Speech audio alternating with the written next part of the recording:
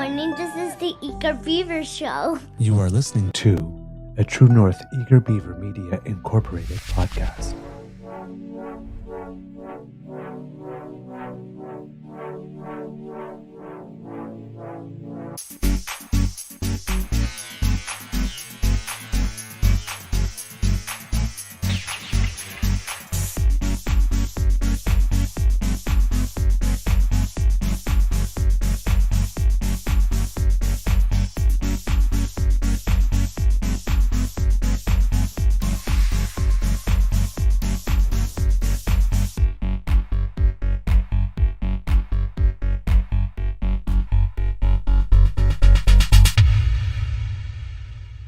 The True North Eager Beaver podcasts are proudly brought to you by our founding sponsors, the Misfit Mysteries from Corvid Moon Publishing, your source for science fiction, fantasy, and cozy mysteries featuring a broad diversity of characters, CanadianTarot.com, your uniquely Canadian online eclectic tarot community, and the Peppermaster, hot pepper sauces made from farm-fresh ingredients to thrill your taste buds and expand your mind.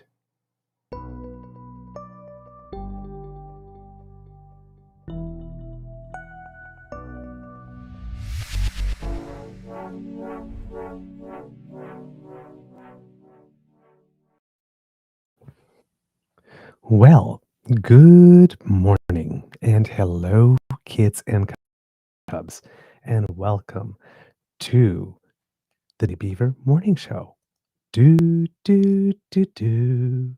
Always 100% Canadian, particularly today, because today, recording day, is Tuesday, November 11th, 2025, Remembrance Day. I am your host, the Eager Beaver, pronouns he, him, hey, Mr. Beaver, and with me is my good friend, this way, Mr. Grizzly. Yay! So glad to have you here, my friend. Good to be here. A big thank you goes to our podcast founding sponsors, the Peppermaster, the Misfit Mysteries from Corvid Moon Publishing, and PsychicTarot.ca. I think we know what we're going to be talking about today. We know what the crux of the conversation will be, for sure. Indeed. But before we get into it, my good friend, how is your mental health today, sir? Well, that was really weird. I got super bright there for a second. Mental health, I think, is it's good. It's better than it's been. I mean, I've been struggling for a while here with I talked to you about it the other day. Mm-hmm. I've not been struggling in the my life is terrible, I hate myself, nothing like that. No thoughts of self-harm, not dread and doom, nothing like that. But it's the thing about depression is it's not just those things. It's also physical exhaustion and lack of motivation and feeling empty. And my gas tank has been empty for a while. I felt zero creativity, zero ability to, it's like I've been on the hamster wheel. Get up at 4 a.m., shower, shave, take out the Lola, have a cup of coffee, hit the train, get to work my day, get home, sit for 30 minutes, if I'm lucky, then take low. You know what I mean? It's the hamster wheel of life. And I've just felt that for a while and not been able to feel much beyond that. And as a result, everything falls by the wayside. It's like, dude, so bad. So bad. I bought more clothes because I didn't have the energy to get up and do the laundry. Yep. I've been there. Yeah. So I've been there. That's where I've been for a while, which is why we're so far behind on the audio portion. And I'm working on it today as much as I can before I head down to the cenotaph, and then I'll work on it again this evening. But that's where I've been, and I feel like I turned a corner a few days ago. One of the things I did was self-analysis, and I was talking to Bridget about it, and I was letting her know. I said, I'm going to start clocking things into my calendar as tasks. If I get them done, great. If I don't, it's not the end of the world. But it's there for me to see, to know that, okay. And I'd say I've been about 90% of the way there of getting those things done that I've been putting tasks in. It's still the laundry thing. Still the laundry thing. It's like, yeah, I have a clean pair of socks and a clean pair of underwear, so I definitely have to do laundry. Yeah, yeah, I know that laundry feeling. It was after my mom passed away, Mhm. and I was just like, there was nothing doing like this, and it's not like I didn't do it, but I waited. But there's a couple of times where I just went out and bought more underwear and socks. Yes, and I've done it, Yeah. I'm sure I'm not the only one, I'm sure I'm not the only one, and there's been times when I've just been so busy with work in the past, working 75, 80 hours a week. You get home and the weekend rolls around and all you wanna do is sleep. So, do you wanna dedicate all day to doing laundry and house cleaning? And it's like, "Ugh, I'll get the house cleaning done, get the dishes done. That's it, I'm done, I'm finished. Yep. I need me time." And I think that's the other factor in this long drawn out process was I felt like I didn't have any time for myself. When you'd sit down and your mind would just race about all the things you need to get done, Yep. and then it's a self-feeding cycle. It's what can I say? It's mental health issues. Yeah. But Sometimes that's just how it goes. and it's one of those when there is so much after a while because you let it pile up because you Mhm. didn't have the energy or whatnot, then the task looks so monumental, and you Yes. really have to take the "how do you eat an elephant" attitude, right? It's like I don't have to do the entire house today, Correct. just the kitchen, Mhm. One bite at a time. one room at a time, like this. Or if you can't, don't even have the energy for the full kitchen, Mhm. do the dishwasher, Yeah, yeah. Well, or just like pick, that would be me.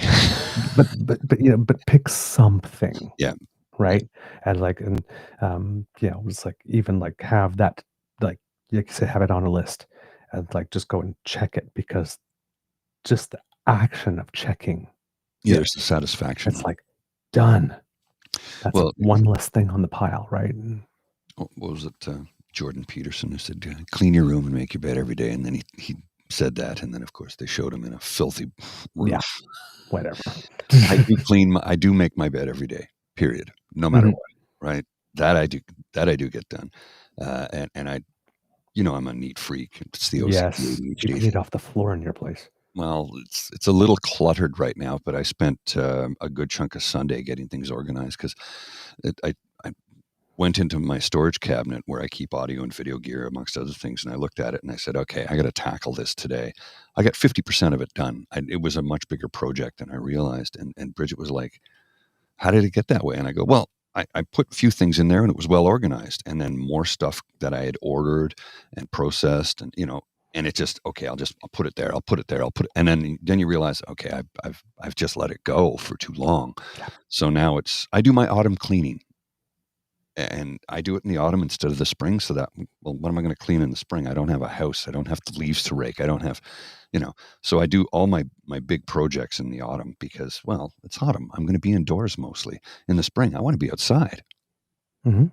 That's my Mhm. take, and I don't have outside chores to take care of. So, yeah, I do a lot of my cleaning at this time of the year. So anyway, I know I'm babbling. It happens sometimes. That's okay. That's okay. Um, I'm doing better, as Yes, obviously. I you mean, can you see. were suffering there for a few days, huh? Oh my god. You s I won't go back into it because I did a show yesterday and was sharing it with the Dan fam, and, it was a bit of a blubbering mess at the beginning. Mm, Part of it's insomnia, part of it was a stress cry that happens. That happens. with it too. Yeah, I'm happy to report that I did get some sleep Okay. yesterday. Some It's sleep's a better than no sleep. Yes, it's a big day in both our households. I will Right. let you explain yours soon. But in mine, yesterday was the 13th anniversary of the day my Beaver sweetie and I met. Right. And today is basically um, our anniversary because we met, and the next day we were holding hands, and we've been together ever since. So, You had a yesterday was the meetiversary. yes, and today is the day we decided, yeah, we're going to make a go of this. Well, the funny thing is when you say meetiversary, it sounds kind of Yes, but it's an MEET. Settle down, folks. yes. Well, see, in our subcultures, the Well, other one yes, of is course, yes. Well, and then, of course, thinking of that the other day, when I did the thing on Friday, and I was reading from the Toronto Star, and I'm like, "There's so many jokes in here for Mr. Beaver, so many jokes," and they wrote it, and I'm like, they wrote this intentionally.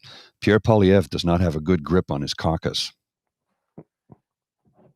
That was in the Toronto Star.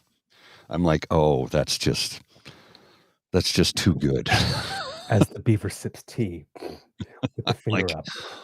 oh, and they must have he just has no control over his caucus. I'm like, oh my, That's in the Toronto Star? yeah.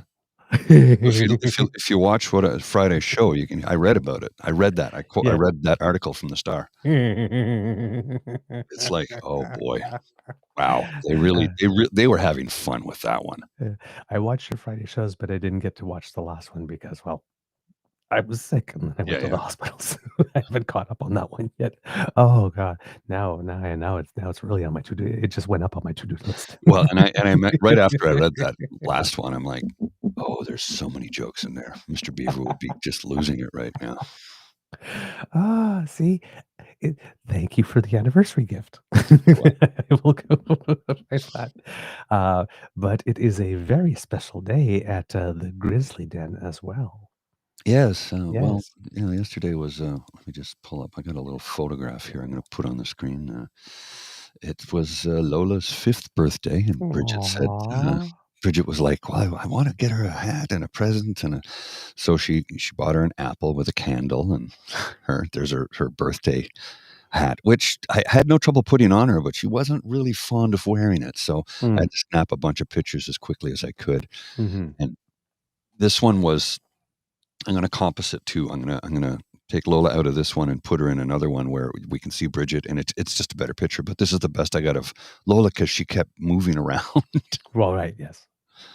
So yeah. Oh, Anyway, she's love on four legs. I love fifth it. birthday, yes. Happy birthday, Lola. Yeah. So yeah, she got a steak, a New York strip loin, and then pork chops. I gave her some peas and what else? Oh, potatoes. Yes. And Hmm. Hmm.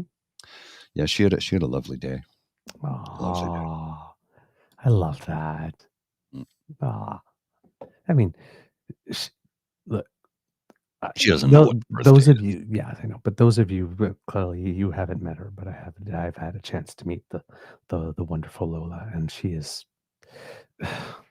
she's, you can't help Well, but love her. I mean, she just, and especially, I mean, I don't know the ways that she just took to me anyway. I mean, I go to Mr. Grizzly's place and I sit on the couch and then Lola just sits next to me and then just like plops plump. the 90 Yeah. pounds down. And it's like, you're staying, you're mine, you're my friend. I love you. And it's just like, and it's just, you just feel all the love. That's dogos, but that's especially Lola. But funny thing, I was reading the other day, and I was talking to somebody who used to have dogos. She had her boy passed after 15 years, Mhm. and she was saying dogos imprint themselves upon your soul. Yeah. And she's like, I've had lots of dogs in my life, nothing like a dogo. I'm like, I know. They're just a different dog. Yeah. They literally imprint themselves on your soul. Yep. They're these giant beasts that ah, if you don't know, you won't know until you know. Yeah. Yeah. And then it's like if you want to get your first dog, do not make it a dogo. Not the first one. No. No, no. Start with like a lab and work your way up. And I mean that because dogos are a very much a handful. They are Mm. strong prey drive, strong as a bloody ox. Mm. They need a dominant owner that can let them know that you're the boss. And I don't like the word owner. Caretaker is what I prefer because how do Mhm. you own a sentient being? Right. That's just my take. And that's not being politically correct. That's just who I am. Mhm. You know? Yeah. Yeah. Anyway, yeah, enough about me. Enough about us. Let's talk about the reason we're here today. Oh, but before, there's just, in case you Oh, didn't see it, oh, there was some, greetings for, Mademoiselle Fox oh, as yes, well. I see. Just Okay, there we go. the message there. Ah, all right. Okay. The reason, well, we're here, Remembrance Day, right? Hmm. So, let's talk about it. Let's start with the basic stuff, some of the usual stuff that we find out uh, that happens every year. We want to know, what's going on a bit today. I'm gonna send you a link Okay, in the private chat. Whether or not we show this is up to you, but I'm like, oh, for Christ's sake. Sorry, I had to. okay. I'll take a look at. Is that for immediately or No, it's up to you whether you show it or not. When you have a look at it, you'll understand what I'm saying. I'm like, what? okay? Right. Um. Oh, no, Right? that's just dumb. I know. Like, Yeah, are you no, serious? we're not wasting time with that. No, I wanted you to see it though. That's just dumb. Yeah, yeah, yeah. That's just it's Remembrance Day related, kits and cubs, but that's just get the hell out of here and stop wasting my time. Yes. It's just They've hijacked Remembrance Day to suit their own needs, but the yeah, worst part of it is they're yeah, yeah. That's no, we're not gonna waste time with that. Let them do what they do. Mm, And grift. yeah, that's just we got no time for that. See my poppy? It's it's taken a beating. It's paper. Oh, Yeah, okay. it's a paper fiber. So I got caught in the rain and the snow the other day, and it kind of took a beating, and it kept falling off. So I had to use the Canada pin to hold it in place. I didn't have the magnet thing. Okay. Yeah, I get this at work, and it's paper, which I actually approve of Right. because the plastic ones, as you know, well, I'll go down to the cenotaph later, and the Tomb of the Unknown Soldier. Everybody lays their poppy on it. That's a lot of plastic, right? And it gets blown about, and this is paper. Mhm. Biodegradable. It's a treated paper of some type because it holds up quite well, but it's very much paper. Indeed, indeed. All right. Let's see. Normally, that's really weird. Okay, can't Yeah, there's seem not a to. lot right now, right? Yeah, indeed. I was just looking to see, the schedule of events and stuff like that. What we're looking for and what was being carried, and it's like everything that's coming up is what's open and closed on Remembrance Day. It's like I don't really care. Oh man. Um, but yes, obviously, CBC will have its normal feature with the broadcast from the Mm. cenotaph. It's going to be it's some interesting visuals this year because we have snow, Yes, and we don't necessarily have that every year. it's. I don't remember the last time we had snow on Remembrance Day. I honestly Hmm. don't. At least, let me rephrase that. I remember not too long ago we had a dusting. Mm, Was a proper snow. Like yes. there's snow, there's ice, it's packed down, it's still cold. It's not melting anytime soon Yeah. because it's not it's cold out. Yeah. So if you're anywhere there where there is snow, please, and if you're tending to go to the ceremonies, please leave a little earlier and drive safely because first snow, first snows of the year, and people are not necessarily used to the winter driving yet. So, 128 accidents in Ottawa on Sunday. how many? 128. That's not a record, but that's still a lot. That's significant. Oh yeah. Well, not everybody's had a chance to put their winter tires on yet, or snow tires, right? So Indeed. it's to Indeed. be expected, unfortunately. Yeah. So here from the CBC, Elise Stolte has an article here. It says Remembrance Day is often personal. It's about sacrifice and gratitude for what Canada is today. For many, it's Canada's most somber holiday, Remembrance Day, a day to remember sacrifice. And for many Calgarians, it's still personal. That's what we found when CBC Calgary set up at Fish Creek Library ahead of the holiday. Last week, many residents were already wearing poppies when we asked them, "Who will you be thinking about on Remembrance Day?" And the answers came quickly: my dad, my great uncle, my grandmother, my friend. Remembrance Day was established after the First World War to mark the moment the ceasefire took effect on the 11th hour of the 11th day of the 11th month in 1918. More than 650,000 Canadians and Newfoundlanders served in that war, erasing a generation in some small towns. Roughly 1.1 million served in the Second World War, a tenth of Canada's population at the time. Since then, many others served in Korea, Afghanistan, and on various peacekeeping missions. That means for Canadians, especially those of a certain age, they knew those who served or still serve, their names, not numbers. Jackie Vincent, a retired school teacher, said Remembrance Day becomes more emotional for her the older she gets. Quote, I will be remembering my father, Jack Sweet, who was an original member of the 1st Special Service Force, a joint Canadian-American task force that was the prototype of the modern Special Services unit, she said. I will remember my mother, who was a member of the Canadian Women's Armed Force stationed here at Grey Barracks, where she was a switchboard operator. Her story is actually memorialized at the military museums. I will remember my father-in-law, who was for 3 years as a member 3 years a member as a navigator of a bomber crew over Europe. I will remember my godmother, who served with my mother in the Canadian Women's Army Corps, and her husband, who was an Air Force administration officer. And I remember all the young fighter pilots I met during the Cold War who served on routine patrols to protect this country. None of them died in combat, but too many of them died protecting this country because it was dangerous work on those flights.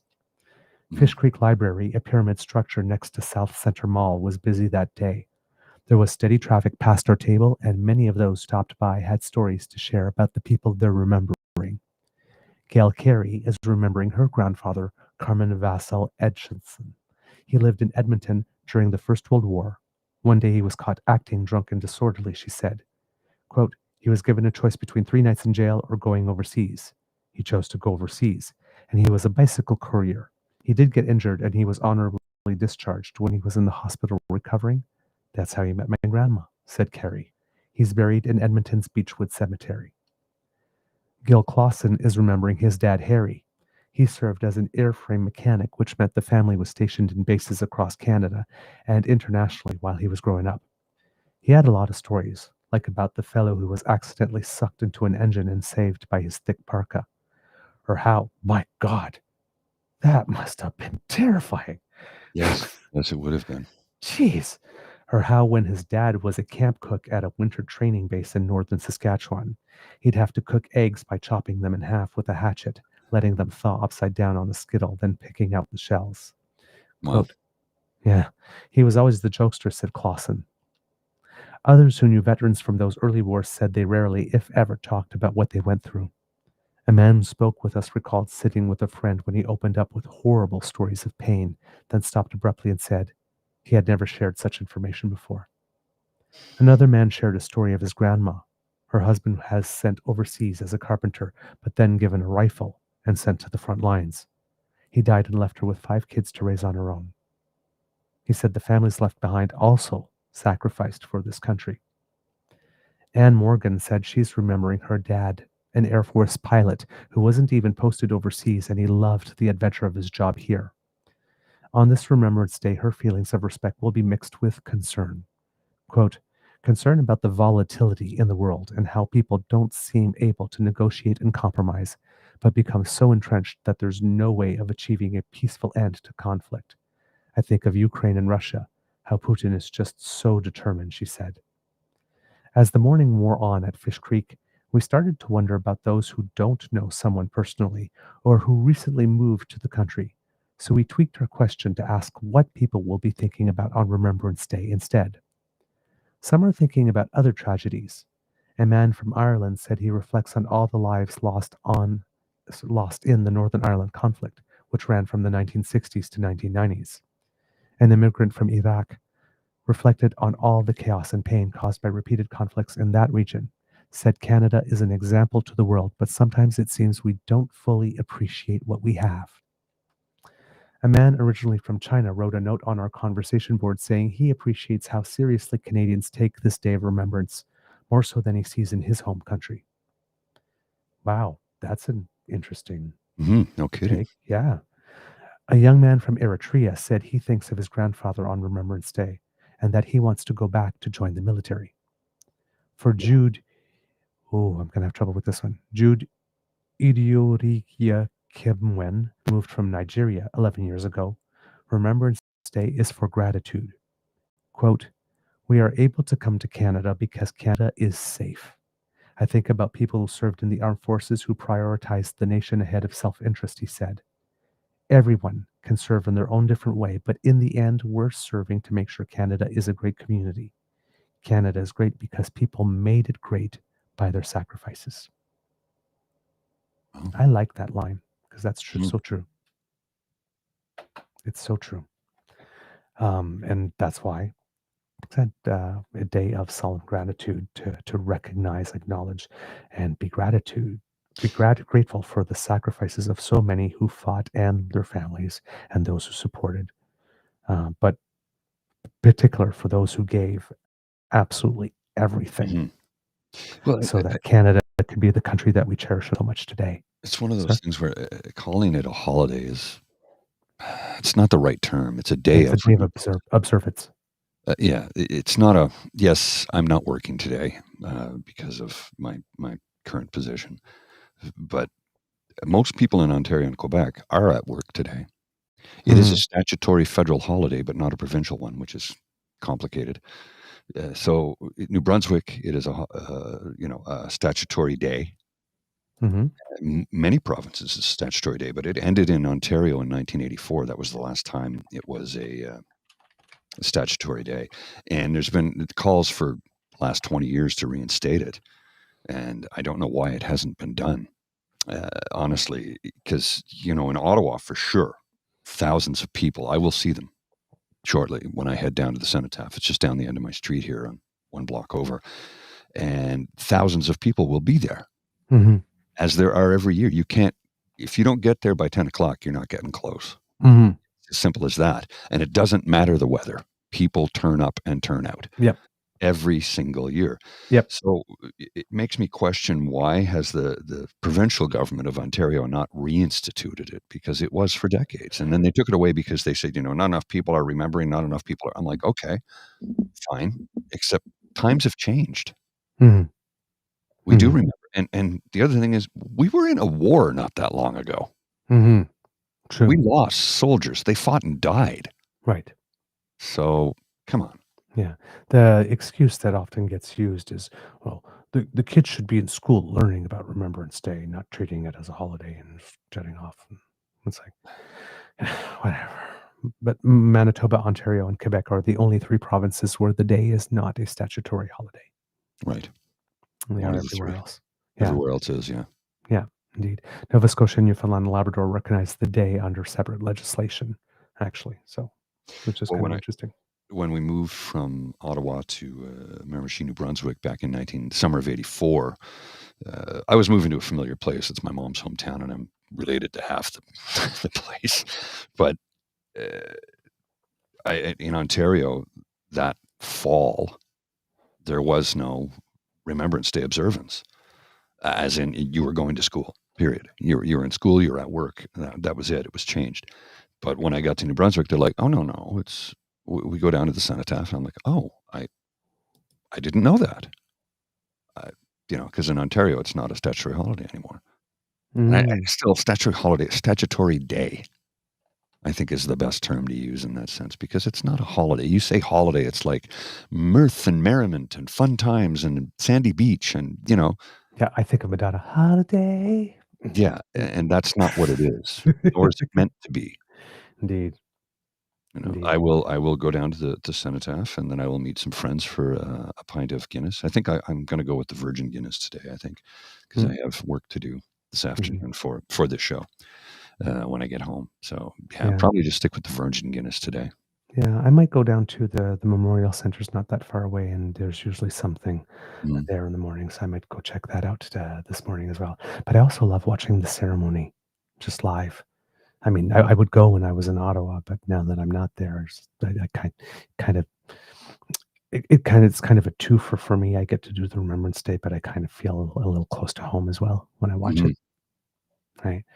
I'm noticing here that some of the kids and cubs are sharing stuff of their own what Remembrance Day. And please, kids and cubs in the chat, do share what the day means for you and who it is that you are remembering, because that definitely matters.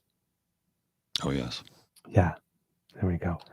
Um, Good. Hopefully, over the course of the show, we'll be able to show a few and read a few here. Yeah. Oh, Kid Nona Carol is mentioning that, and that is true. That not sure if that's new for this year or if it started a while ago, but there is now the tap donation service for Yes. veterans that started, which was really. I think that's a smart idea. Well, Why not? I had, when you go to say a Tim Hortons, for example, they have a tap function to donate to Tim Hortons children's charities, Right. Camp Hortons or whatever. And I suggested to somebody, I said, that would be a great idea for poppy boxes because not everybody has cash anymore. Exactly. But here's the thing. You know how many poppy boxes there are? Yeah. So, That's a lot of tap things. well, you That's a big figure the investment. cost of implementing that is tremendous. Yeah. And they all have to have, I think they're just battery operated if memory serves. I can't, but they need to connect. So it needs to be Wi-Fi connected, and it's not cheap to implement. It's a Yeah. great idea, but until you can make it cost effective, because it's a charity, right? So unless you have the folks who developed that technology donate it, and how many poppy boxes are there distributed in the country? Oh, I don't A know. That's a million? good question. I'm guessing. I don't know. Yeah. There's probably a fact. The Legion could probably tell you how many get distributed throughout the country. It's a good question, and I like. Yeah, and Yeah. yes, I have seen some tap boxes as well. Yes, um, it just if they were all capable of taking tap would be great, but how do you implement that, and what is the cost involved? Mm-hmm. Yeah, And that's it the says thing. here, yeah, I see the number of traditional poppy boxes is not specified, but there are thousands of them distributed across Canada. In addition, more than 2,300 tap-enabled pay tribute boxes are distributed in partnership with RBC, with Okay, thousands more traditional boxes available. Oh, okay. there you go. Well, at least we know how Here many. And it says it's a there are small $5 battery and a SIM donations. card, pennies to build. I'm like, okay, I didn't know that. Oh, really? Yeah. I Okay. was just guessing, right? So I don't know, but if I that's would the have case, assumed it. Yeah, I would have assumed it was more expensive. mhm, mhm. Absolutely. But if Okay. RBC's put out 2,300 of them, that's good on them because I mean they obviously can afford Mm. it. However, I did find, according to the Royal Canadian Legion, the Legion's 2025 National Poppy Campaign is launching on October 31st, and volunteers across the country are ramping up their efforts. What can be expected for the 2025 Poppy Campaign? Traditional poppy boxes will be available at thousands of locations around the country, as well as tap-enabled donation poppy boxes. Canadians will be able to donate online as well as get their poppies delivered directly to them via Amazon. I did not know that. And Oh, coming back again this year will be Poppy Stories. Through this wonderful initiative, people can scan a lapel poppy with a smartphone at poppystories.ca and be taken to discover meaningful short stories about the everyday Canadians who dedicated their lives to serving our country. Huh, interesting. But it says here that more than 18 million poppies and 70,000 wreaths and crosses are distributed across Canada and overseas annually. wow. It is a big operation. Mhm. Very. Wow, good. But yeah, I'm, of course, uh, we don't even think about it. We just like see the poppies and we just like get it, Exactly. right? Because it's just what we do here. It's part of being Canadian. It's just something that we do. Um, there's some interesting stories here. One is kind of merges Remember with science, according to Murray Brewster, who reports on a lot of things military for CBC. It's often said no one has ever truly died as long as you remember them and speak their name. It's more complicated, but nonetheless true for Canada's unknown soldier, who was laid to rest under the frozen, watchful gaze of his great war comrades at the foot of the country's National War Memorial in the heart of the nation's capital. A casualty of the First World War whose identity remains a deliberate mystery, his life was snuffed on a distant French battlefield more than a century ago. A victim as much as a powerful symbol, the unknown soldier represents in anonymity, I can't say that word, in anonymity, all of the lives that vanished in the fog and fire of war. He is a soldier whose duty to the country never ends. His face, his name, the very essence of his individuality, all of the aspects that make us human were stripped away in the figurative and sometimes literal charnel house of the Western Front in the name of a king and country in a war we hardly remember today. There was a time when, to paraphrase the immortal poem In Flanders Fields, he lived, felt dawn, saw the sunset glow, loved and was loved by a family who went to their own graves, never knowing his fate. As Canada begins to rearm and other nations jockey for advantage and supremacy across the globe, we are once again forced to ponder the unthinkable, the possibility that we are on the cusp of another major war. Mm. Russia's ongoing invasion of Ukraine has demonstrated that absent a nuclear apocalypse, prolonged warfare and great slaughter on an industrial scale is still possible in the 21st century. In the quarter century since Canada's unknown soldier was laid to rest in Ottawa, DNA technology has proliferated and woven scientific certainty into the fabric of our lives in ways previous generations could never have imagined. That gives rise to the question, if there is a future war, will there ever be another unknown soldier? More pointedly, would Canadians ever even accept a modern unknown soldier? And would families today be content not knowing the fate of a loved one? That's a The good answer question. is not likely. Yeah. The war in Afghanistan and decades of peacekeeping missions were different experiences for Canadians. Casualties came home to their families, unlike in the world wars.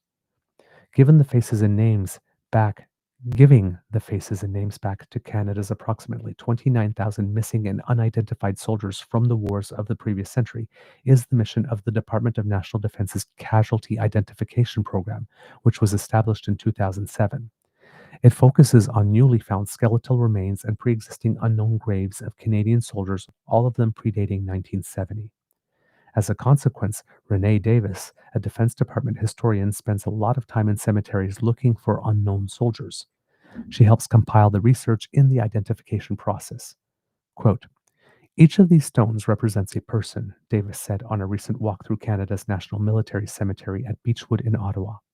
She pointed to the different crests and the slightly different shades of in the grave markers. From the headstones, you can actually tell their entire story, and that speaks volumes to remembering who they are. Canada and the United States are the most active Western nations when it comes to trying to identify war dead from conflicts of the previous century. Both the United Kingdom and France maintain their own programs, but within stricter limits, especially when it comes to the use of DNA testing. In Germany, it is left up to the nonprofit Volksbund Deutsche Kriegsgrabvorsorge, German War Graves Commission, which has been working for decades to find, exhume, identify, and rebury German soldiers across Europe. The commission estimates more than 2 million German soldiers remain unaccounted for. That's a lot. That's a lot. The forensic anthropologist who is part of Canada's casualty identification team says that while she understands and respects the symbolism, she often personally wrestles with the concept of the unknown soldier. Quote, it is the complete opposite of what my job is, Sarah Lockyer said in a recent interview with CBC News. Quote, it is a complete opposite of one of the major points of forensic anthropology, of being able to identify unknown individuals and return their names and faces to them. It goes completely against that, and admittedly, I still struggle with having had to do the exact opposite of what my field sort of requires. While it is scientifically possible to identify the unknown soldier, Canada agreed when the body was returned in May 2000 not to conduct DNA testing. The Commonwealth War Graves Commission only gives up its war dead in unknown graves as long as the countries accepting them swear no effort will be made at identification. Quote, the unknown soldier was exhumed from Cabaret Rouge near Vimy Ridge and was brought back to Ottawa, said Davis. They went out of their way to make sure that it was a relatively randomized selection of individuals who would be the final candidates before actively deciding who would be the one to be exhumed and returned home. And the reason for that is that they truly wanted to ensure that he was going to be an unknown soldier in perpetuity, that he could not be identified. No one wanted to get into the painful situation the United States found itself in during the 1990s when the identity of the Vietnam-era unknown soldier in that country was revealed through family pressure and DNA testing. Quote, I don't think that anyone who was involved in the creation of the Tomb of the Unknown Soldier in the United States ever imagined a moment when this sort of technology would exist, said Stephen Trout, a history professor at the University of Alabama, who has written extensively on war and remembrance. I think that the existing tombs of unknown soldiers in various nations will remain, and I think they will continue to have powerful symbolic value. I'm certainly not an expert on forensics or the kind of medical technology that's currently being used, but it seems to me quite doubtful that we will have any unknowns in the future wars.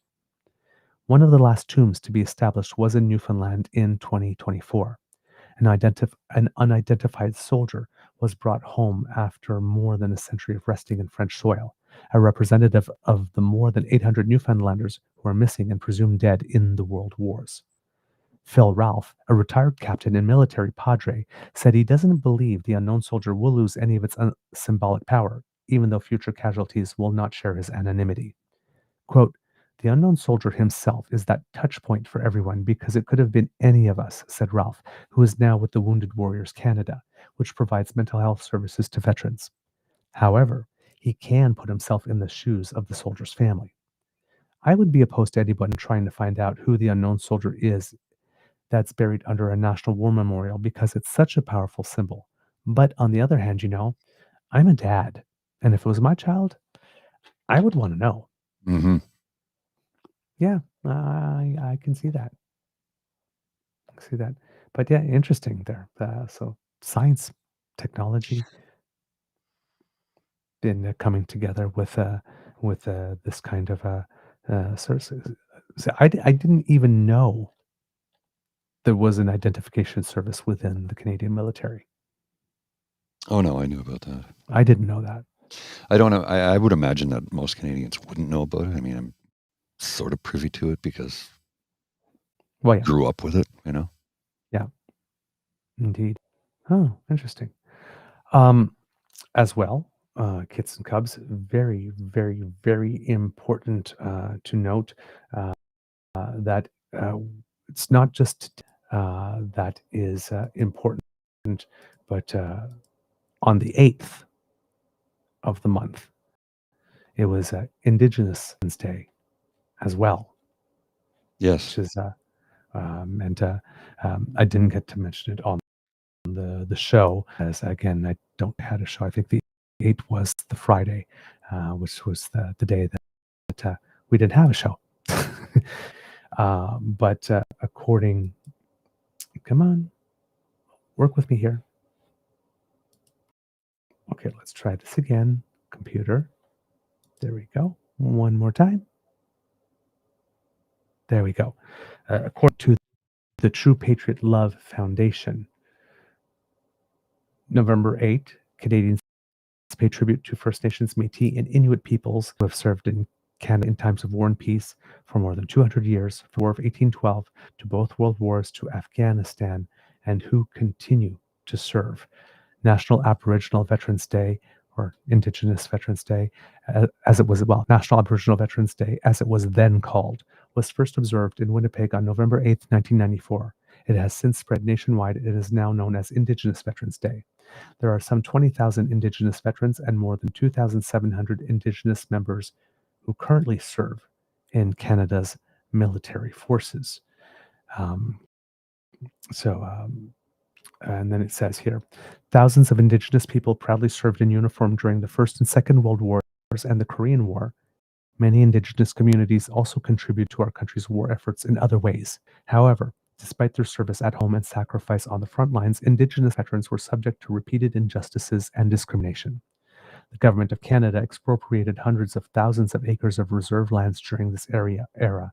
Some of the land was also taken and given to non-Indigenous people as part of a program that granted farmland to returning veterans, a reestablishment program that was typically denied to Indigenous veterans. Often they were denied access to the full benefits and supports given to other veterans, making their transition back to civilian life even harder. Other veterans had to give up their First Nation status to receive benefits. Wow. Jeez.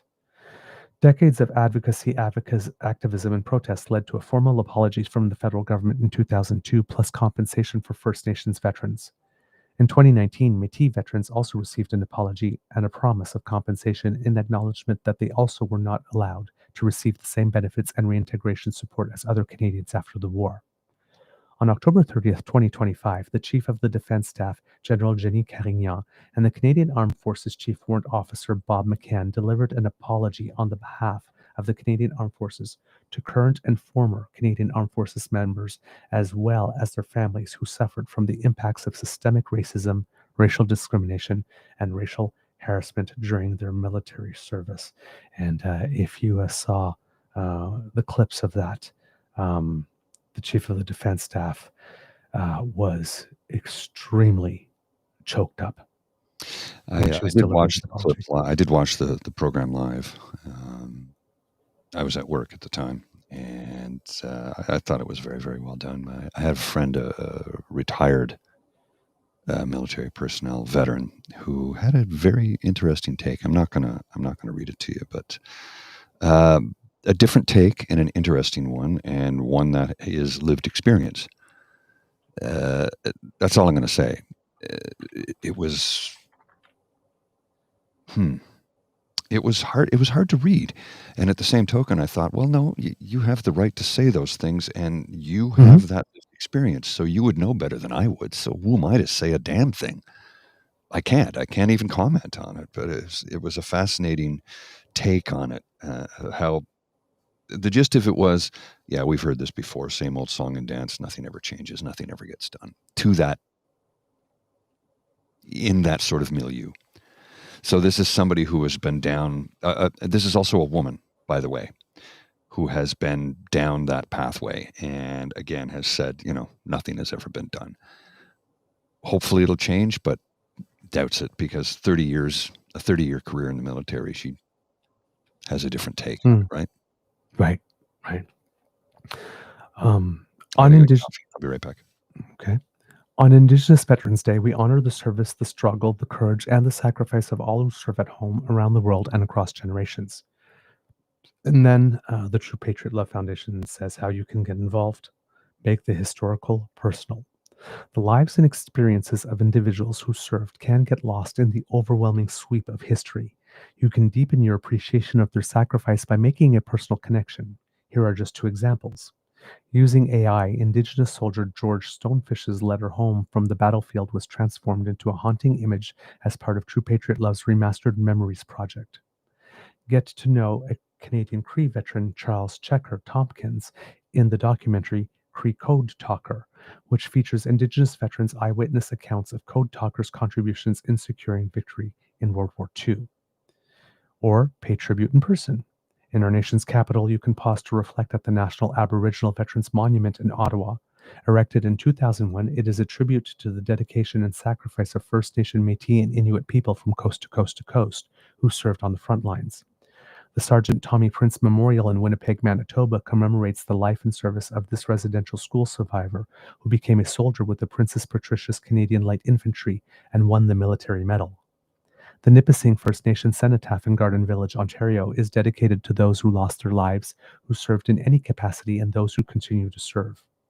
The Francis Pengamagabo Monument in Parry Sound, Ontario commemorates his service in the First World War. A highly decorated soldier, Pegamagabo, served as counselor and later chief of the Wasauksing First Nation, as well as becoming an early activist in the national Indigenous rights movement. Invictus Games Vancouver Whistler 2025 welcomed 534 competitors from 23 nations to experience the first ever Winter Games in Invictus Games history. The games were held on the traditional territories of the Liwat, Musqueam, Squamish, and Tsleil-Waututh nations. Artists Levi Nelson of Lilwat Nation, Olivia George of Tsleil-Waututh Nation, Mac Paul of Musqueam Nation, and Ray Natraro of Squamish Nation worked together to create and design the visual identity for the games. Levi Nelson also designed the medals for the 2025 Invictus Games. This was a first-of-its-kind inclusive initiative for the Invictus Games, as well as the First Nations involved, as they developed one comprehensive identity to represent each of the nations. In the days leading up to the Games, a team of Canadian and international service people and veterans went on an expedition organized by True Patriot Love to carry the Invictus flag through each of the host nations. And kids and cubs, I do have here for you couple of moments from what uh, the chief of the defense staff, Jenny Carringell, had to say with regard. Hey, you know what? This is simply um, a CBC reporting here. It was posted as something that it would be her specifically. So did not. I thought I had something for you here, but there it is. I have it here. This is the one. So I'm going to show it here for you, kids and cubs. Picture quality is fantastic, but hopefully uh, the message will carry regardless.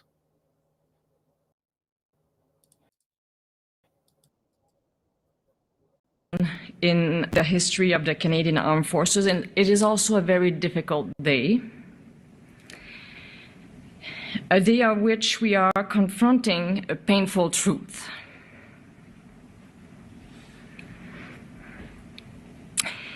That our institution caused harm to countless people it was meant to support and respect.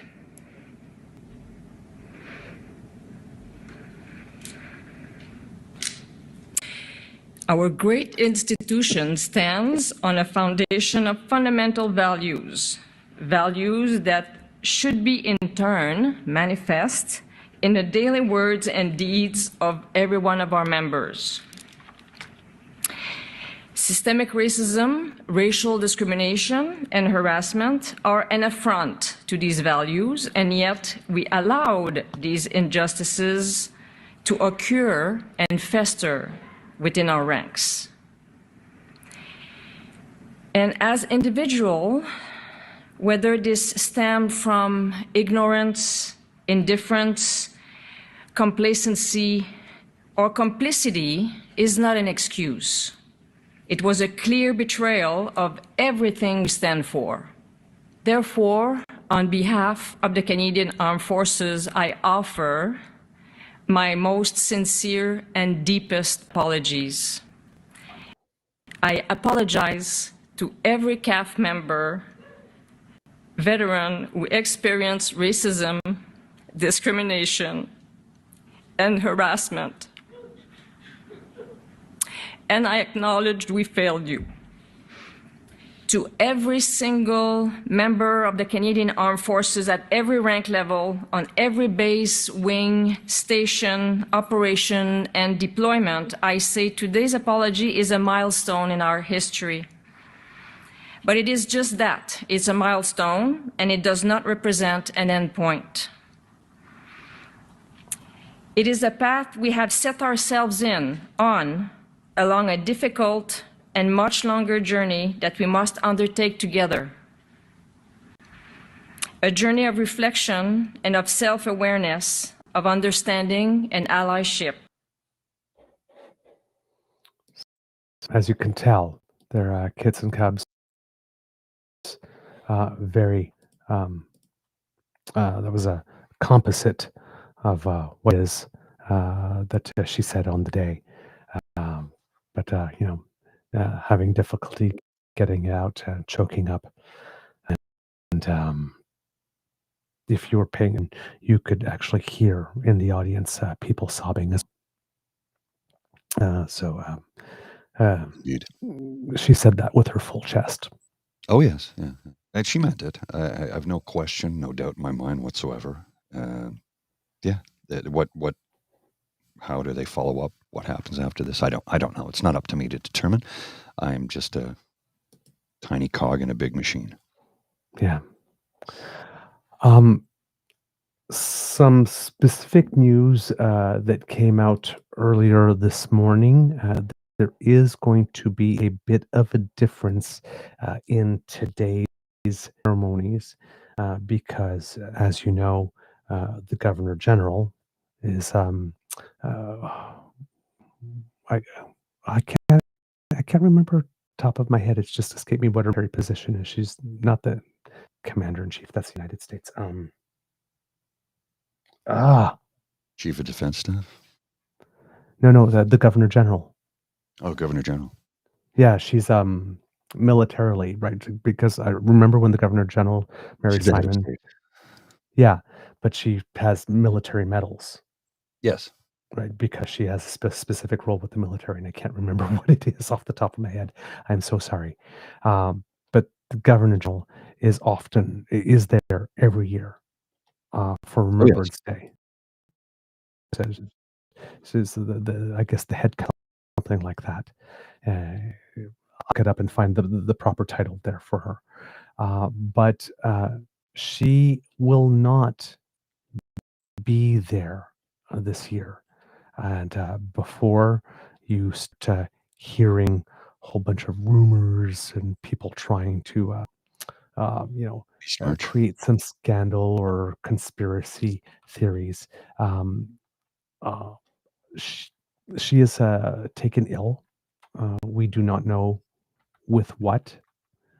And therefore she will not be on the ceremonies today. I believe, if I am not mistaken, that she will be represented by the Chief Justice of the Supreme Court. Okay, that would Uh, make sense, yes. yeah, but she's hospitalized with the virus, and she will not be able to attend. So again, it's not going to be a situation. Oh my God, she's so disrespectful or anything. According to the Canadian press, Governor General Mary Simon is recovered in hospital from a respiratory virus, leaving her unable to preside over the National Remembrance Day ceremony in Ottawa Tuesday, Rideau Hall said Monday. Chief Justice Richard Wagner will fill in for the King's representative in Canada at the National War Memorial. It's rare that the Governor General would not preside over the national ceremony, but routine that the Chief Justice would stand in for her, since he also serves as her Deputy Governor General. See, I did not know that the Chief Justice served as the Deputy Governor General. I'm learning some Today I civics. learned. Yeah, Today I learned. I'm learning some civics. Rideau Hall did not specify the virus or say how long Simon 78 has been in hospital. Quote, the Governor General is doing well and is recovering in hospital, said Marilène Guévremont, a spokesperson for Rideau Hall. We appreciate your understanding and respect for her privacy at this time. We will not be commenting further on that. Instead, Wagner will join this year's National Silver Cross Mother, Nancy Payne, as she lays a wreath on behalf of Canadian mothers who lost their children due to military service. Prime Minister Mark Carney, Chief of the Defense Staff General Jenny Carignan, Veterans Affairs Minister Jill McKnight, and other dignitaries will also attend the ceremony at the cenotaph. Simon, known as a longtime advocate for Inuit rights, has been Governor General since July 2021, when she was appointed to the role following a toxic workplace scandal that led to the resignation of her predecessor, former astronaut Julie Payette. This Remembrance Day comes 80 years after the end of the Second World War, which ended in Europe on May 8, 1945, and in the Pacific on August 15th that year. I suspect that means that there will probably be a lot more people, because the 5s and the 10s usually bring a lot more people. So a lot of people make a point of coming on those years. Yeah, this year also marks 25 years since the entombment of Canada. Oh, I didn't know it's the 25th year of Canada's unknown soldier. 2001. Yeah, I was there for that. Yeah, me too. A tribute to the fallen First World War soldier who remains unidentified. During a recent flurry of snowy weather, the Department of National Defense said Monday that its regular flypasts still have the green light to go ahead.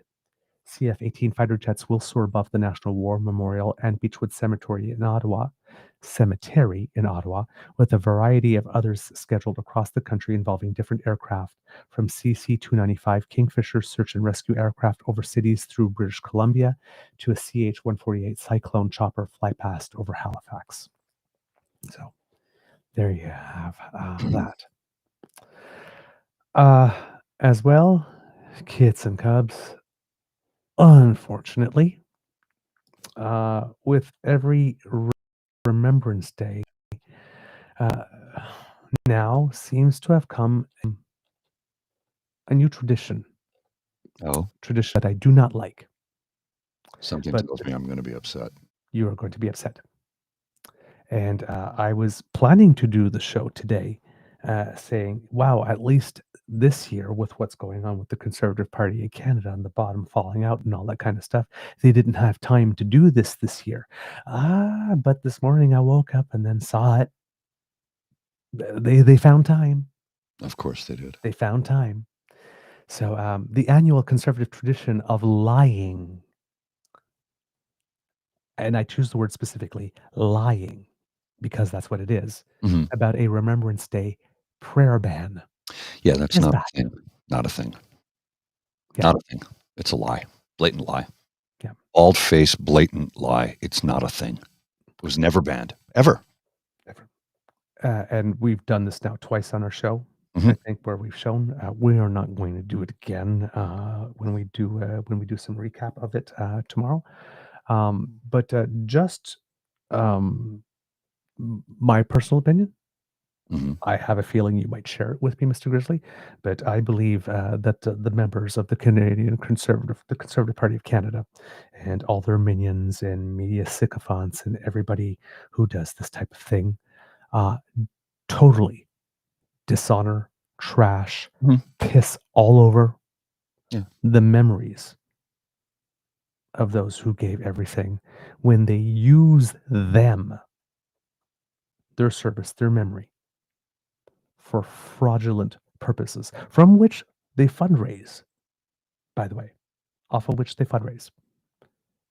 It has never been true that there's a Remembrance Day prayer ban.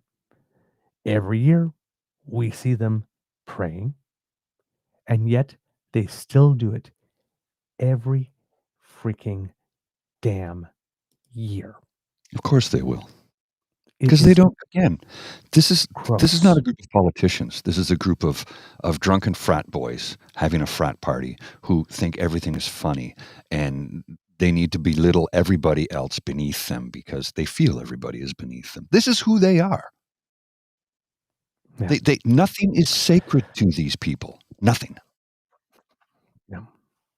So, according to Mohammed of the National Pest, Mm. because That's appropriate. swear, yeah, it is. Hold on, I'll have to go to an alternative route to get that here, and of course, it's not there, so I cannot read that in to the record for you.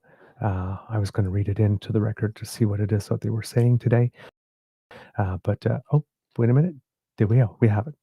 Conservatives are calling for the reversal of and then it again. So okay, I can't. Sometimes technology doesn't want to work to your favor or to your advantage. Yeah, it's the article appeared and then it vanished again. So it is behind some type of paywall. But yeah, conservatives call for reversal of military's Remembrance Day prayer ban. The directive issued in October 2023 compels military chaplains to carefully choose words that are inclusive to all assembled, including atheists, which means because the prayer is not to the Christian God only, therefore it is a prayer ban, they call it.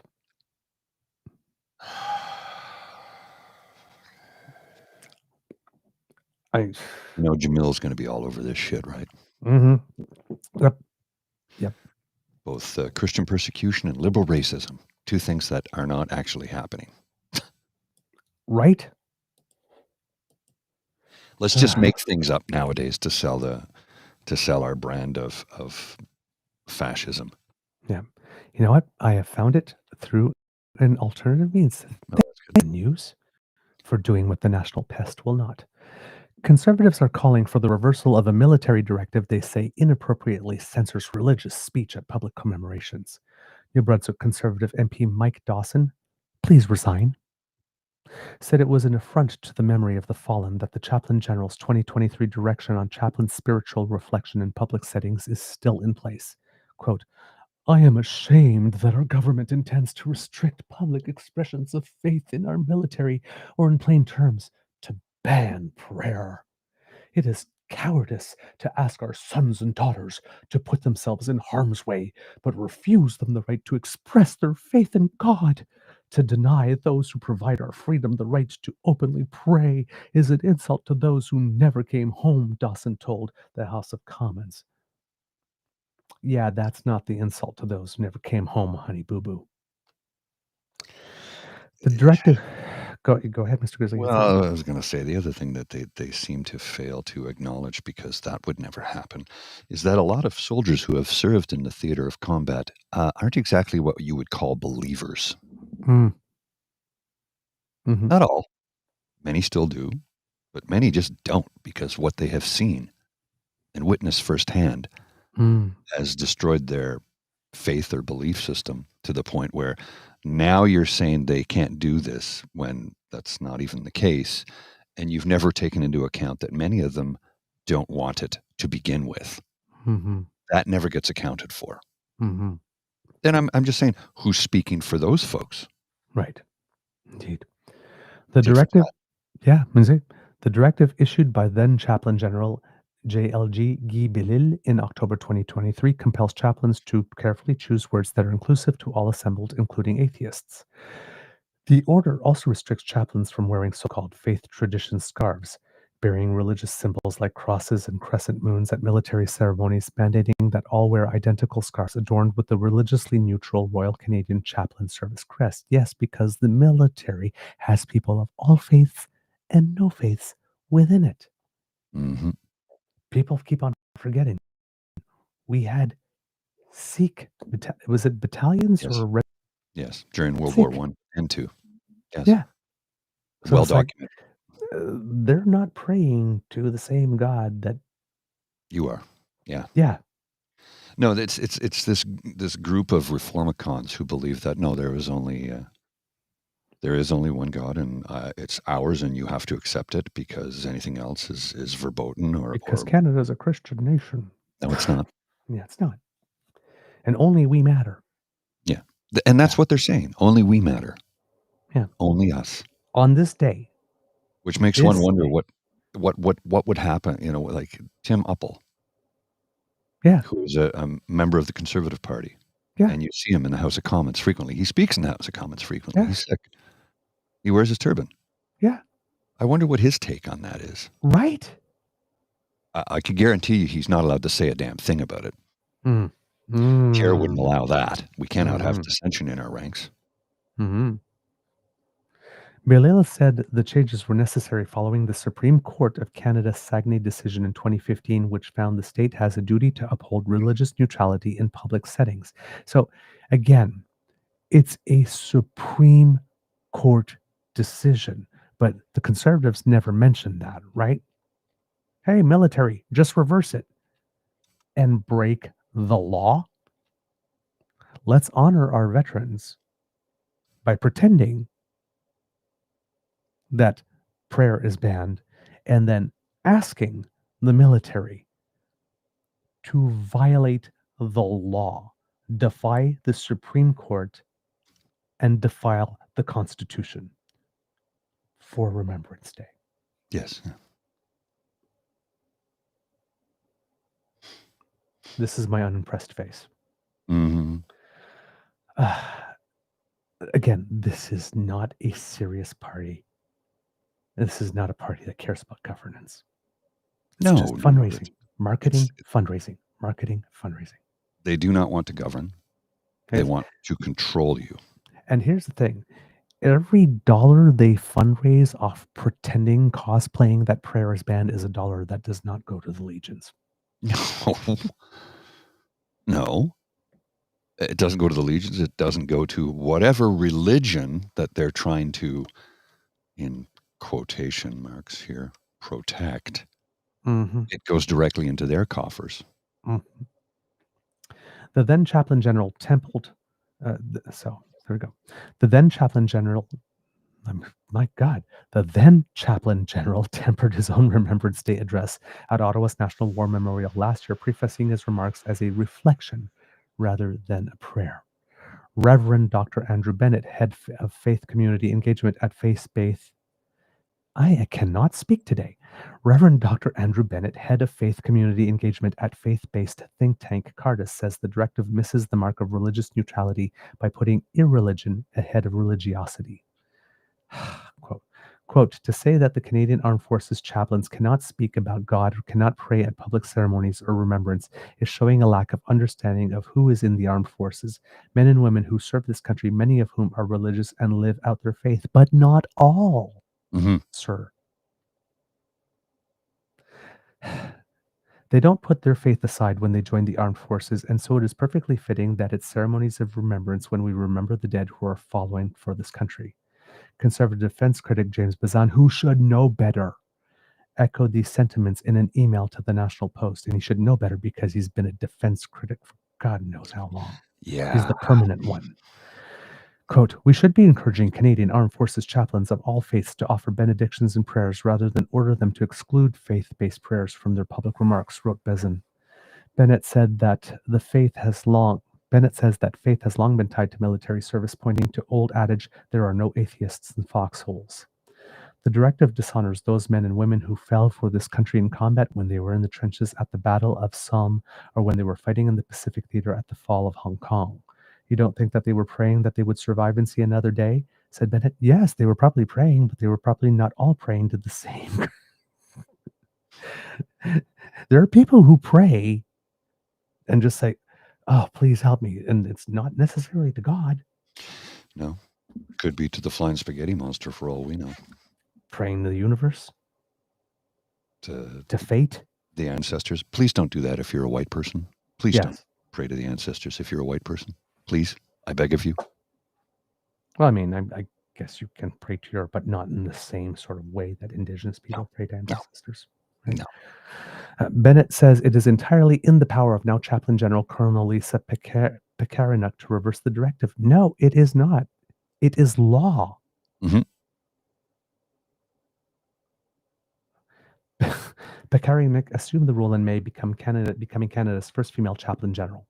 Retired fifth-generation Canadian Forces veteran Bonnie Critchley, yes, who ran as an independent candidate in the recent Battle River Crowfoot by-election, said she felt the criticisms of the new directive were overblown, saying that it's only natural for military protocol to change with the attitudes of those who serve. Quote, your spirituality is your own thing. Religion tends to get messy. Yeah, and I'm not a religious person. I am a spiritual person. My own spirituality is my own. I absolutely do appreciate a spiritual tone versus a religious one, said Critchley, who retired in 2021 after 22 years of military service. A spokesperson for Veterans Affairs Minister Jill McKnight directed a National Post inquiry to the Chaplain General, who couldn't be reached for comment. And she probably won't. No. Because why bother? Agreed. The conservatives. I hate to depart early, sir, but I have a very impatient puppy dog right now. Normally, I take her out at 4:30, and it is now 8:20, so she's pushing. She's ready. Yeah, she's definitely ready. So I do have to take my leave, but I hope everybody gets an opportunity to remember in the only way, in the way that is suitable to them. I'm not telling anybody how to remember or how to show respect. That is entirely up to you. It is a personal decision. I will be heading down to the Cenotaph here in Ottawa, and then I will be meeting with some friends and veterans at the Lieutenant's Pump afterwards for a Guinness. Of course, I will be having a Virgin Guinness today. Something tells me there might be a whiskey in my future, though. I can pretty much guarantee that. Either way, remember in the way that you wish to and honor in the way that you wish to. That is good with you. I'm not telling anybody how to do it. How you do it is up to you. Everybody has their own methods and their own manners, and you are entitled to do that. That is the purpose that they fought for. Yeah. It literally is. You could remember in the manner that you want. Nobody's going to dictate to you how you wish to remember. Is this a day of nationalism? No, it's a day of remembrance. Some people are trying to turn it into a day of nationalism. It's not that. Mm-hmm. It's remembering the sacrifices that those who came before us made so that we would have the ability to sit here and do exactly what we're doing. Yeah. It's a little bit of speak freely about the government that we like or dislike. Yeah. It's a little bit of stolen valor too, right? Yes, it absolutely is. Taking their valor and then trying to give valor. They're trying to say, look how much valor we have for standing up. But it's all lies. Mhm. I do And the not fact know that you why would they do think. this, Pardon, sir? the fact that the Reformicons do this and use Veterans and Remembrance Day as a cudgel to push their message is beyond disgusting. That's a prop. This is when you use the word despicable, Pierre. Yes. It's disgusting. It's disgusting. Anyway, Please give my best to the people that you will be meeting with today. I will. I will. And you take care. Good to see everybody. Have yourself the best Remembrance Day you can and honor in the way that you choose. I'll see you later. Love you, brother. We do. Hi. Okay. Now, kids and cubs, if you're a little like me right now, let's take a deep cleansing breath.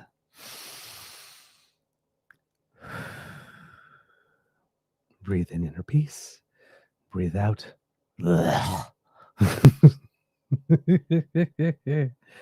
All right. Let's see if we have anything here. We have Kit Sharon saying, and we should try very hard to keep that democracy alive so our veterans didn't fight for nothing. Yes, I agree. I agree very, very, very much. That's a very well stated sentiment. Kid Grace, remembering family from the Netherlands, so it hits hard. Oh, no, they have family from the Netherlands, so it hits hard, mom and dad and grandparents. Yeah, and of course, as many Canadians know, we have a very, very, very special relationship with the Netherlands. Our two countries are like this.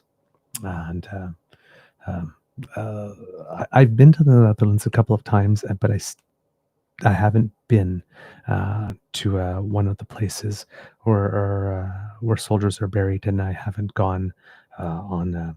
I'd like to go one time because I know there's a day or an occasion on the calendar where everybody comes out to honor, and it would be nice as a Canadian to be there and witness that one day. And it's something that's on my bucket list. From Kit CL, who's with us here. For me, it's remembering my brothers who checked out on their own terms. Ooh, okay, that's Kit Christian, by the way, CL. Um, wow, jeez. Kit Sharon here. The saddest video I've ever seen was a veteran seeing what is going on in the world and crying, saying his friends didn't die so this can happen again. It was truly, wow. Kit playing with 3D. I'm old, so nearly all my uncles served from both sides of the family. Dad tried to lie at the age of 13 to join, but they caught him. 13? Wow. Kid Sharon, I wish I was 30 years younger. I would be first in line to join our military right now to protect our country and what these men and women fought and died for. In the US, according to Kit Uncover here, U.S. quietly removes memorial to Black World War II soldiers at Netherlands American Cemetery. Excuse me, I have to take a moment there. Okay.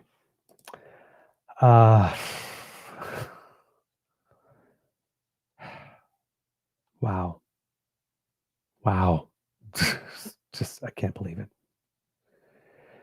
Kid playing with 3D. I'm kind of pissed that a war I seen coming 20 years ago is happening now that I'm old and could easily now be a victim of instead of a defender of. Yeah. Yeah. Indeed. Kid Christian for Canadian Armed Forces. It's our holiday. Hmm? Indeed. Indeed. Wow. Yeah. Thanks sharing. Thank you for sharing, Kits and Cubs. I'll be scrolling through and seeing if there's more stuff out there that you've got here. Kit, Carol, Nona Carol, family from Holland. They talked about having to eat poppies and other flowers. I did not know that. I did not know that. Miss Shadika here says, Mateo's class learned in Flanders Fields, and they're supposed to read it aloud at school today, but I'm thinking I might keep him home because of the weather. We will watch ceremonies at home, though. Kit Argosy Acres, I enjoy watching the Ottawa service. I really do. Yeah, me too. Yeah, it's a big, like I said, it's a big deal for me. Yeah, apparently, not only did they eat flowers in the Netherlands, but they also ate tulip bulbs. That part I did hear. Kit ill today. Every Remembrance Day, I think of the veterans, their families, and the pride of being Canadian. Today, I also think of Ukrainians and the battle they are fighting for their sovereignty. Yes, yes, indeed. Um, wow. And Kit Grace, farms were raided by the Germans, and all the food went to their soldiers. So that's one of the reasons in the Netherlands that they were eating tulip bulbs. I can't imagine they taste good. But yeah, nutrition is nutrition, I guess. Wow. All right. Let's see here if there's anything else that you have. Get ill today. I love poppies, but I especially love the pin this year with feathers that represent Indigenous peoples. I haven't seen that, and I wasn't aware of it. I'll have to go look for a visual of that. I'd like to see what it looks like. Um, yeah, Kit Sharon's upset about the removal of the war memorials for Africans by the United States too. So I guess I'm not alone in that feeling. Wow. Okay. Um, wow. Yeah, indeed. Whew. All right. Kit Sharon said, "May I ask why there is a separate day for Indigenous soldiers?" I think the reason is specifically because of the amount of discrimination they suffered uh, when they came back. So when it was finally when that was recognized, then it was deemed that given all the lack of recognition at the time, they deserved specific recognition now as a way to compensate.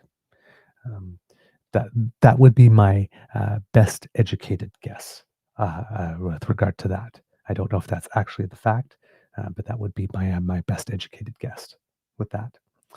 Um, Kit Sharon here says, I've spoken with Indigenous people whose grandfather fought for your country, then had their status stripped from them. It was vile. For our country, sorry, not your country. And then their status stripped from them. It was vile. Indeed. Indeed. Wow. Here we have Kid Bucky. There we go. Some knowledge. Yeah, bringing some knowledge. By the way, November 8th was selected to fall just before Remembrance Day, November 11th, allowing space to reflect specifically on Indigenous service without being overshadowed by broader national ceremonies. So there we go. It was to reckon again to give them the recognition that they didn't get then. Kit playing with 3D. Once you lose status, it's not easy to get it back. I was adopted and never knew I was Indigenous, and now that I do know, it's been full on BS trying to reclaim my heritage. Yeah, I can imagine that's very difficult because they don't want to give that out as little as possible. So yeah, there's a lot of hoops to jump through, and sometimes you still get a no at the end. Whew. Okay. Uh, I'm going to pass over the comment here because it is unpleasant and uncalled for. I will. Christian here. I've been out 2 years and I still don't have my medal or the rank on retirement I was owed. We all have our personal take. Are you serious, Castile? Wow. I'm I'm I'm a little floored. I'm a little floored to learn that. That's not right. That is definitely not right. Wow. I can't imagine what that feels like. That's patently unfair. Patently unfair.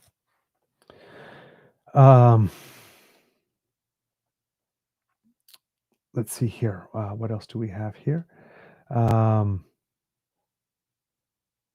According to Kit, uncover the. Oh no, that's not it. That's a different type of stuff. Not particularly in theme here. So yeah. All right. So let's keep going with other things, and I'll keep scrolling for comments to see if there's anything else going on here. One of the things we do on Remembrance Day is remember the past and things that have happened. So one of the things I would like to read to you, this is from a Government Canada website, but they have a section of major Second World War battles and campaigns. And I decided I wanted to find out about a battle, some battles that we don't know as much about, and learn about them, right?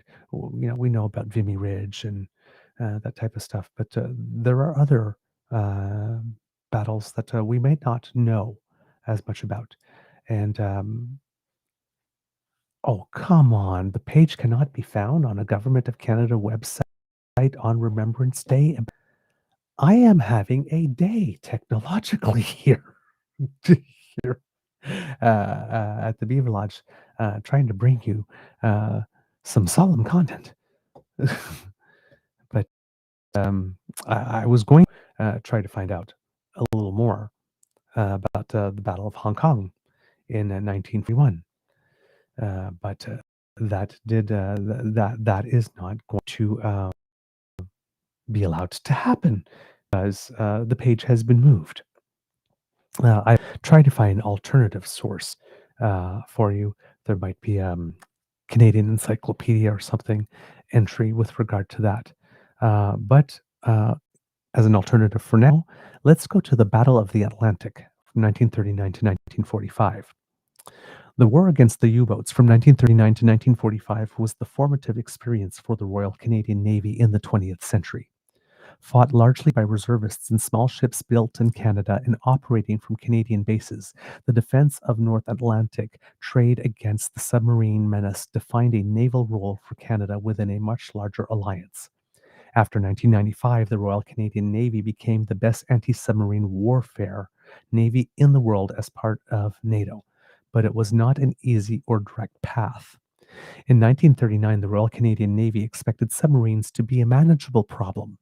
As Chief of the Naval Staff, Commodore Percy Nels observed in 1939, quote, "If international law is complied with, submarine attacks should not prove serious."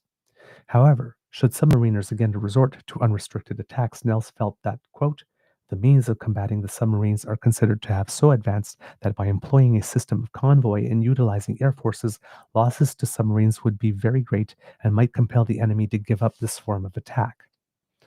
Convoys and air power had reduced the effectiveness of the submarine in 1917-18, but the optimism of naval officers about the submarine problem was fired by the perfection of an ASDIC, now called sonar. This active pinging acoustic location device allowed warships to attack submerged targets effectively. It had never been used extensively under operational conditions, but interwar trials and training suggested that few subs expected to operate inshore and submerged would now escape the deadly combination of ASDIC and depth charges. When the liner SS Athenia was sunk by a U-20 on September 3, 1939, the day the war began, it was assumed that the Germans had resumed an unrestricted submarine campaign against Allied shipping convoys, were instituted immediately. And the first to sail from Halifax, HX-1, left with an escort HMC ship Saguenay and Saint Laurent on September 16th. The destroyers protected the convoy from submarines inshore. Once HX-1 was well out to sea, larger vessels arrived to shield it from surface raiders, a threat which lingered well into 1941. The primary function of the convoy system was safe and timely arrival of the ships, and the object of its passage was avoidance of the enemy. At times, special intelligence called Ultra provided by breaking the German operational codes for the North Atlantic, permitted highly effective routing. But the subs could not always be avoided, and the convoy system provided the focal point for much of the Royal Canadian Navy's war with the U-boats. There was little in the first year of the war to suggest that submarines were a major issue. When the Canadian Navy ordered its initial wartime shipbuilding program in the early 1940s, its main vessel, the corvette, was completed as a jack of all trades, but would prove to be master of none. This included complete minesweeping equipment, a signal magnetic compass, and the most basic of ASTIC, the Type 123A. In 1940, none of this seemed to matter. Under operational conditions, submarines proved remarkably difficult to locate and destroy, but what really confounded the Allies was the adoption of new tactics by Germany's U-boats. In late summer 1940, the U-boats operating from new bases in France began to employ pack attacks on Allied convoys on the high seas. The deployment of U-boats into a long patrol line solved the problem of locating convoys in the vastness of the ocean, while the U-boats themselves attacked the convoy on the surface at night like motor torpedo boats, submerging only to escape Allied forces. What followed was the U-boats' first happy time when they roamed the Atlantic with impunity, overwhelming the tiny escorts of transatlantic convoys and creating a generation of U-boat aces. The RCN participated modestly in this early phase. The bulk of the Navy's destroyers were already overseas guarding Britain against invasion. These destroyers soon joined escort forces for convoys in the western approaches.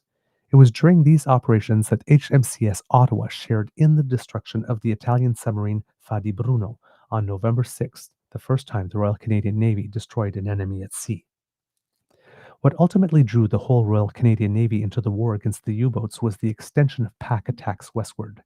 By the spring of 1941, the British had pushed anti-submarine escort of transatlantic convoys to south of Iceland, leaving a gap between there and the limits of Royal Canadian Navy escorts on the Grand Banks. In May 1941, the British asked them to fill that gap in transatlantic and anti-submarine escort of convoys. As a result, the Newfoundland Escort Force, NEF, was born, and with it the commencement of the Royal Canadian Navy's war on U-boats. The reputation of the Royal Canadian Navy in this war depends on the success or failure of the NEF, according to Commodore L. W. Murray, Royal Canadian Navy Flag Officer, Newfoundland Force, October 1941. The burden of this new role fell on the Royal Canadian Navy's corvettes, those jack-of-all-trades built for local work. In the spring of 1941, their great value lay in seakeeping and operational range, thereby allowing the convoy system to be completed. The keys to effective trade defense were evasive routing, based on good intelligence, and the British battle fleet, which sank Bismarck in May. The close escort only fought if the system failed. So in 1941, using newly commissioned and ill-equipped Canadian corvettes with poorly trained crews in the mid-ocean was a fair risk. Besides, there were some in the Royal Canadian Navy who thought the corvette was an excellent ASW vessel, especially the senior officer, Canadian Corvettes Lieutenant Commander James Douglas Chummy Prentice. Royal Canadian Naval Reserve. A Canadian who had retired from the Royal Navy in 1934, Prentice thought that the nimble and highly maneuverable corvette was more than a match for the U-boat, and he taught their crews to launch quick attacks. These called for a steady 12-knot speed during both the search and the final depth charge. This allowed contact to be maintained until the last possible moment and eliminated the sudden bursts of speed in the final attack run that would alert the U-boat. Enthusiasm for attacking and sinking U-boats were the hallmarks of Prentice's training schemes throughout the war, and it may account for the success of Canadian corvettes in destroying U-boats. However, what was wanted from 1941 to 1943 was less the ability to sink U-boats than skill at defending convoys, and equipment shortages made this task especially difficult. Good convoy defense required good tactical intelligence, excellent leadership and teamwork, and effective communications. In 1941, most corvettes lacked good visual signaling equipment, radio telephones, and even telescopes to read flag signals. Escort groups were often ad hoc, leadership was inconsistent, and group training non-existent because no permanent group training establishment existed. These problems were manifest in all the operations of the NEF, especially in the battle for SC-42 in September 1941. The slow eastbound convoy was escorted by the destroyer HMCS Skeena and 3 corvettes with support from now Commander Prentice's training group Chambly and Moose Jaw. During the initial confused night action of September 8th and 9th, when 7 ships were lost, the escort caught only glimpses of the attackers. When Kenogami fired its 4-inch gun at a U-boat, then blast left everyone temporarily night-blind, and the sub escaped. Meanwhile, Skeena pursued a U-boat inside the convoy just as the convoy started an emergency run. While Skeena swerved to avoid collisions, the U-boat raced by it on an opposite course, drawing fire from every gun within range. Both Skeena and the U-boat escaped unharmed. Pardon me? Sorry about that. Canadian fortunes were redeemed the next night when Prentice's Chambly blew U-501 to the surface right in front of Moose Jaw. When Moose Jaw ran alongside the submarine, the U-boat's captain blithely stepped from his conning tower to the corvette's foxhole. Then U-501 got underway. Moose Jaw eventually rammed it, then used its guns to keep the Germans from manning their armament. Most of the crew was captured before the U-boat sank. U-501 was the RCN's first confirmed U-boat kill and its first single-handed destruction of an enemy warship. In the end, 16 merchant ships were lost from SC-42 in reaction. The Royal Canadian Navy increased the size of escort groups and scrambled to acquire new equipment like radio telephones and radar. But this all took time. Only 15 early model radars were fitted to Canadian corvettes before the end of the year, and communications remained a major impediment. In mid-October, Shediac missed a flag signal ordering a change in convoy course, and the next morning found itself alone at sea. Through the fall of 1941, NEF operations remained plagued by poor equipment, too few destroyers, and escort group commanders, no training, and an operational cycle between Newfoundland and Iceland that was unbearable as winter set in. The Royal Canadian Navy was not without ideas about how to fix these problems, but for various reasons, none of these could be implemented. What saved the struggling NEF was the sudden transformation of the war itself on December 7th, 1941. Pardon me, sorry. The entry of the United States into the war opened up a vast new theater of enemy operations, and by the end of January 1942, U-boats were probing the U.S. coast. American unpreparedness for the onslaught left Allied shipping unguarded, and tonnage losses spiked to 3 times the previous yearly average. Canada was spared much of this calamity because of the rapid introduction of convoys along the east coast, such that the Royal Canadian Navy even ran oil tanker convoys to South America through the carnage without loss. But the expansion of the war in 1942 resulted in 2 defeats for the Royal Canadian Navy that year. The root cause of both was the lingering problem of outdated equipment, but this was exacerbated by the overcommitment of the Royal Canadian Navy to operations in support of its allies. The first area to feel this inflexibility was the Gulf of St. Lawrence. The Canadian Navy had long anticipated U-boat attacks in the Gulf. The moment came in May when U-553 sank the steamers Nicoya and Leto between Gaspé and Anticosti Island. By the time U-132 arrived in the St. Lawrence River in early July, traffic was moving in convoys. But in the slot between Father Point and Cap Gaspé, the river confined their movements to an easily intercepted route. U-132 discovered this on the bright moonlit summer night of the 6th to the 7th of July, not far from Rimouski, where it sank 3 ships from the Quebec-Sydney convoy QS-105. The escort Banger-class Drummondville caught U-132 on the surface and then tried to ram it. However, the U-boat crash dived successfully. Drummondville then bracketed the sub with depth charges, inflicting serious damage, but no Aztec content was obtained.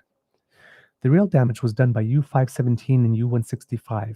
In the early hours of August 27th in the Northern Gulf, U-517 sank the American troopship Chatham. Only 13 of the 562 passengers and crew were lost, while U-165 attacked the main body of the convoy, sinking one ship and leaving another foundering to be sunk by U-517. U-517 then escaped destruction when it entered Fort Bay and ran afoul of the corvette Weyburn, which was unable to get an Aztec contact. Those same poor acoustic conditions served US U-517 several days later, after it attacked the little Quebec-Labrador convoy NL-6. Weyburn stumbled upon 2 U-57, then took aim at Donald Stewart, driving the sub underwater just as the torpedoes were fired. I lost my But there we go. As the streamer sank, Weyburn looked in vain for the U-boat. Tony German, a junior officer on Weyburn's bridge, later recalled, "It is a fact that Weyburn didn't get a sniff on him on Astic, although we'd seen him twice as large as life." In September, U-517 and U-165 moved into the St. Lawrence River and let the convoys come to them. The first to do so was QS-33, which lost one ship, and the armed yacht HMCS Raccoon to U-165 on September 7th off Cap Chat. The next day, U-517 sank 3 ships from the convoy off Cap Gaspé. German radio gloated over the victory, describing Canada's escort fleet as third-rate. 4 days later, U-517 destroyed the corvette Charlottetown in broad daylight off Cap Gaspé. Then, on September 15th, U-517 attacked SQ-36 by using the eastward flow of the river and the forward motion of the convoy to drift silently down on its victims in the darkness, sinking 2 ships. U-165 informed the convoy's progress, later hit 3 ships in a submerged daylight attack. No naval counterattacks were effective against these 2 intrepid submariners. In many instances, the escorts were right on top of U-boats and watched them submerge, and yet the searching Astics failed to penetrate the complex water layers. As one German U-boat captain later observed, once down into the Gulf through the 15-meter depth layer, they were as safe as in the bosom of Abraham. The Canadian Navy had to admit defeat, and the government closed the Gulf to oceanic shipping in September 1942. Actual losses to Gulf shipping were negligible, for the QSQ series only 1.2%. Moreover, the decision was made in the late shipping season and other ports could handle the traffic.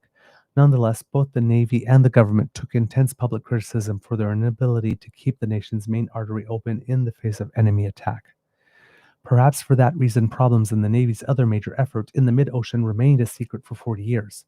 The elimination of Iceland as an escort relay point in February to free escorts for elsewhere forced convoys to travel a predictable route across the Atlantic by the spring of 1942. The advantage of for the Royal Canadian Navy was that its 4 Newfoundland-based escort groups gained access to excellent facilities in Northern Ireland, including training. When the U-boat pack returned to the middle of the ocean briefly in May,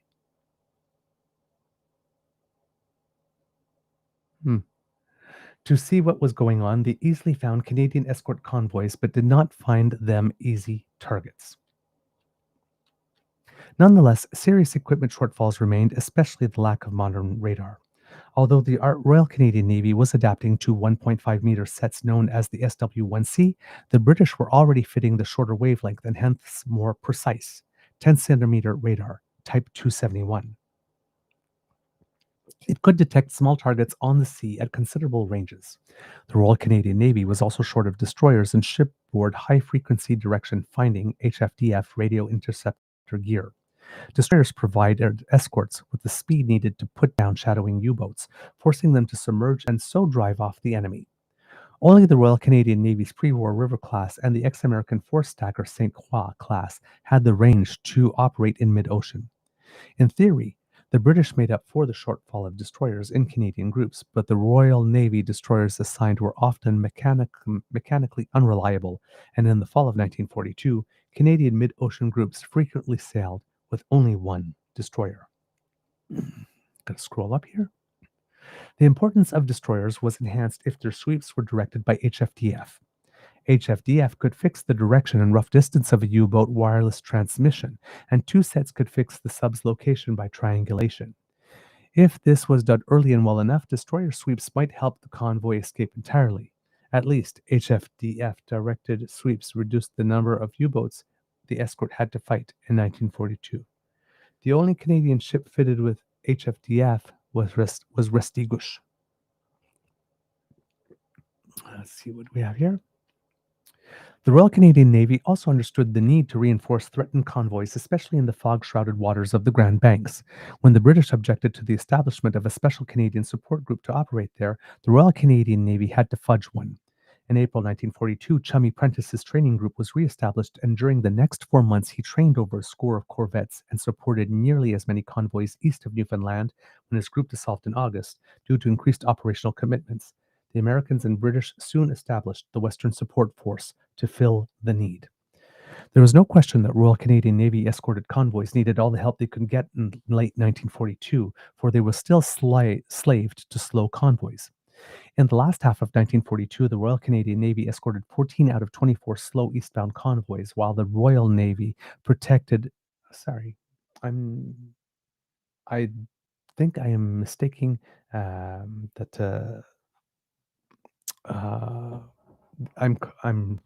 There's an acronym RN that I am referring to as Royal Navy, and I am guessing that that is not what it stands for.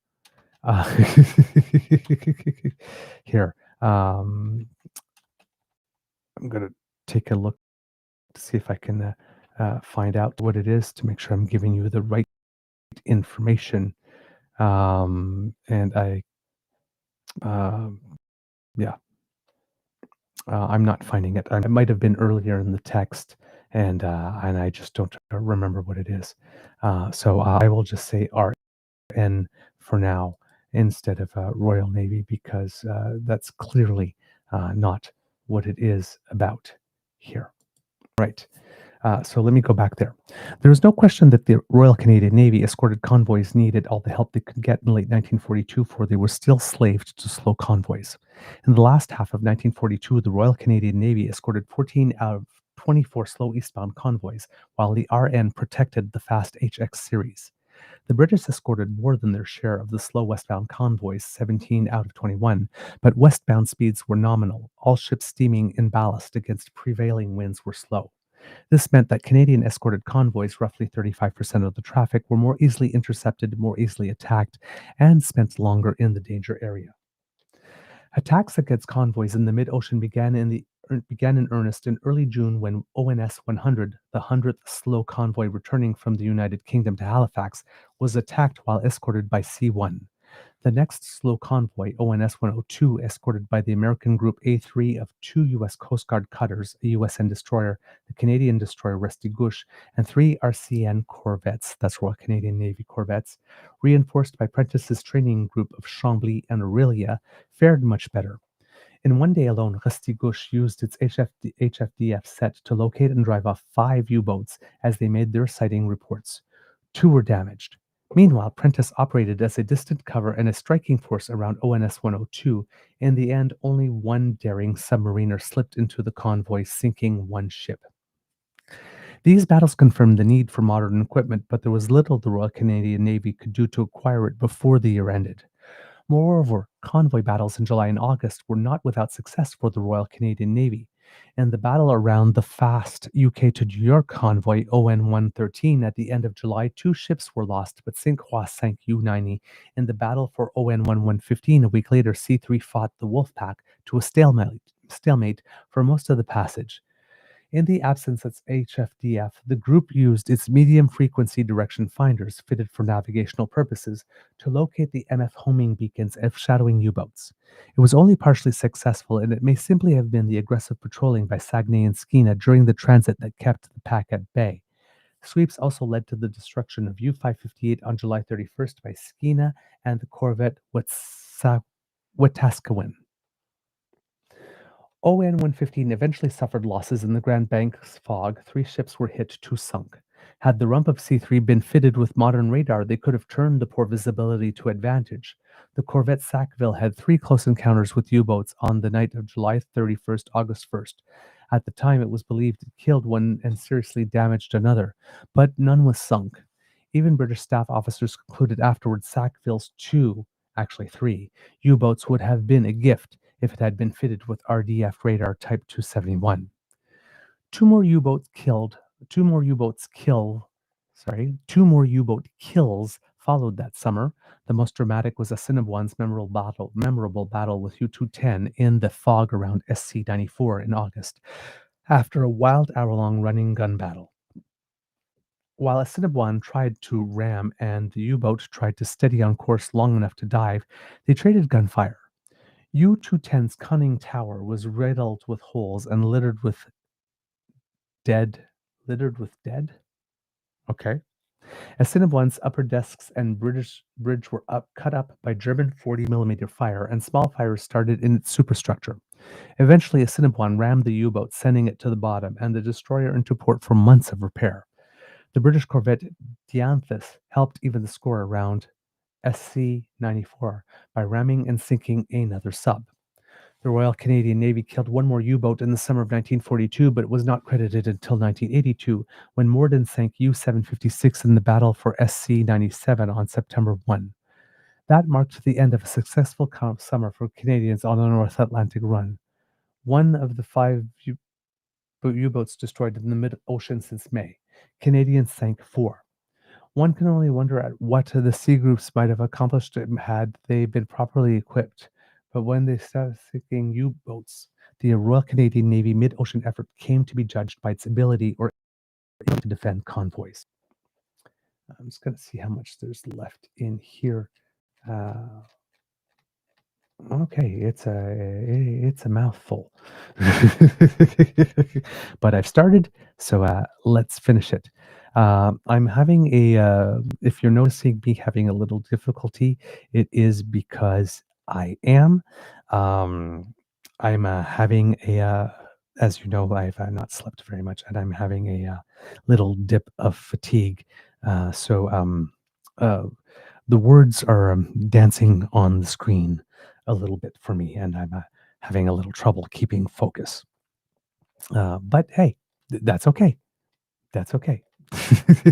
So I just beg your patience and indulgence there, and I will get through it. All right. So let's see. Where was I? In there. Just gonna go back here. There we go. The crisis began in September with the passage of ONS 127, during which aggressive sweeps by St. Croix and Ottawa could not prevent the loss of 7 ships, and Ottawa itself with heavy loss of life. Canadians congratulated the escort of ONS 127 for a difficult job well done, blaming the losses directly on the lack of modern radar. Senior British officers were not impressed, sharply criticizing what they labeled poorly directed sweeps. The British had long suspected that the Canadians were aggressive, but misguided, and ONS 127 seemed to confirm that. With the loss of Ottawa and with Assiniboine and St. Laurent and refit, the Royal Canadian Navy was now down to 1 destroyer for each of its 4 mid-ocean groups. While the Royal Canadian Navy looked for ways of acquiring more escort destroyers, it finally removed the bureaucratic hurdles to fitting modern equipment in British ports and hoped that the British destroyers assigned to the sea groups were able to steam.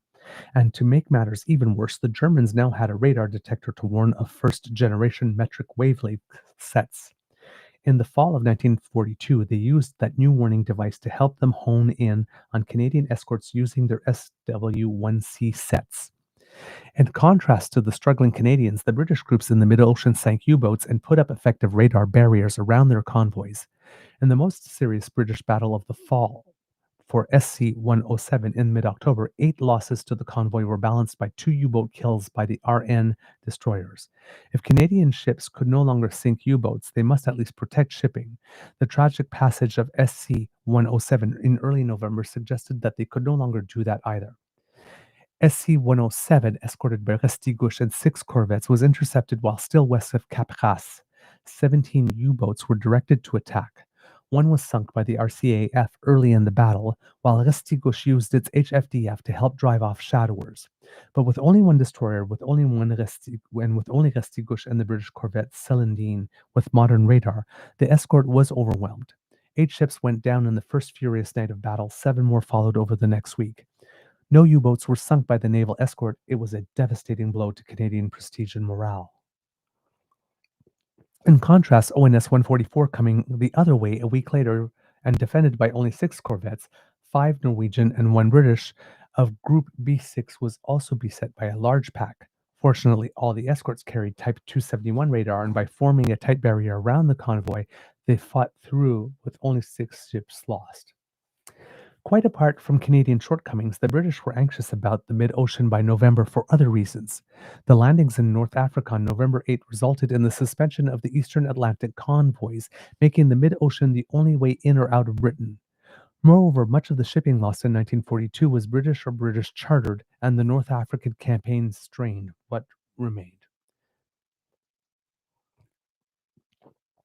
By November, the Allies were also operating in the Atlantic without the benefit of ultra-intelligence. Since the previous February, Allied cryptanalysts had been unable to read the signals of Atlantic U-boats. Through most of 1942, with the U-boats attacking inshore, this was not a serious problem. However, by late 1942, the U-boats began to concentrate in the mid-ocean again. The decisive battle of the Atlantic War was looming, and any weakness in Allied escort forces had potentially disastrous consequences. SC-107 pointed to the Canadians as the weak link in the mid-ocean. Training, maintenance, leadership, and equipment all seemed to be inadequate. Even the Americans confided to the British their concerns about the ability of the Canadians. Obscure warnings about, quote, fairly drastic measures to sort out the mid-ocean reached Ottawa in early December. The Royal Canadian Navy was aware of the need for action too. In November, Saguenay was damaged in a collision and St. Croix went into refit, leaving the Canadian mid-ocean groups desperately short of destroyers. In early December, the government applied to the British for the loan of at least $12 million. No, sorry, $12 million. In early December, the government appealed to the British for the loan of at least 12 escort destroyers. The British were not convinced that destroyers were the solution. They believed that the Royal Canadian Navy had expanded too rapidly, taken on too many tasks, and was poorly trained and badly led. Something had to be done. The British solution was to get the Royal Canadian Navy out of the embattled mid-ocean. On 17th of December 1942, Winston Churchill made a formal request to the Canadian government asking that the sea groups be withdrawn. The Canadian Naval Staff rejected the British claims. Equipment shortages were crucial, as was the unreliability of the RN destroyers assigned to Canadian groups, and the burden of escorting slow convoys. Even Lieutenant Commander P.M. Bliss, RN, recently arrived in Ottawa from St. John's as the new staff officer anti-submarine, rejected the British assertion, observing, quote, that when C groups are brought up technically to B groups, a very great increase in efficiency will result without reference whatever to training and experience. Pardon me, kids, I have to cough.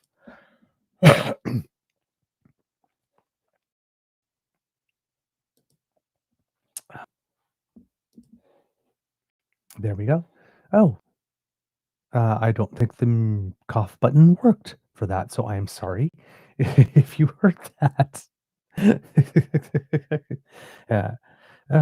Tech today, not cooperating with me. All right. Let's see where we here. Okay. The Canadian Naval Staff rejected the British claims. We'll go back a little bit. The Canadian Naval Staff rejected British claims. Equipment shortages were crucial, as was the unreliability of RN destroyers assigned to Canadian groups and the burden of escorting slow convoys. Even Lieutenant Command. What? Huh? Did that make? I'm so sorry, kids. The screen just changed. Yeah, that's fine. Okay. Equipment shortages were crucial, as was the unreliability of the RN destroyers assigned to Canadian groups and the burden of escorting slow convoys. Even Lieutenant Commander P.M. Bliss, RN, recently arrived in Ottawa from St. John's as the new staff officer anti-submarine, rejected the British assertion, observing that when C groups are brought up technically to B groups, a very great increase in efficiency will result without reference to whatever training and experience. Bliss was right. However, events at sea undermined the Canadian case. In late December, ONS 154, escorted by C-1, was routed through the widest portion of the air gap, battered by the tail end of a hurricane and beset by 20 U-boats. The escort had much new equipment aboard, but the radars and HFDF sets were not yet calibrated, and the assigned British destroyer failed to show. C-1 fought blind, holding the U-boats to a draw for the first 2 days, sinking U-356 in the process, not awarded until after the war. Then the defense was overwhelmed, and ONS 157 lost 15 ships with no apparent retribution exacted upon the enemy. On the 6th of January 1943, the Canadian cabinet agreed to the temporary withdrawal of Canada's mid-ocean escorts. Quote, "This is another real good turn you have done us," Winston Churchill replied. Indeed it was. The RCN had been driven to the brink of collapse in 1942 in the face of enormous enemy pressure. As the RN's monthly anti-submarine report for January 1943 conceded, the Canadians have had to bear the brunt of the U-boat attack in the North Atlantic for the last 6 months. That is to say, of about half of the German U-boats operating at sea. That they did so with a fleet manned largely by reservists who put up a good show is immensely to their credit. In short, during the last half of the 1942, the Canadian Navy shouldered the weight of the U-boat war. Sadly, subsequent historians of the Atlantic War failed to notice. In 1943, the Allies won the Battle of the Atlantic and, in 3 distinct phases, inflicted a punishing defeat on the U-boats. The Royal Canadian Navy was not really a part of this great Allied offensive. It remained tied primarily to close escort work. In the spring of 1943, victory around the transatlantic convoys was won by a combination of better weather, improved intelligence, increased air support, and designated support groups that were able to hunt and kill U-boats.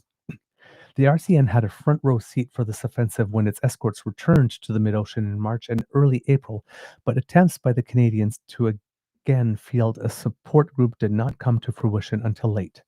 By then, the carnage in the mid-ocean had ended and the Germans had temporarily abandoned pack attacks.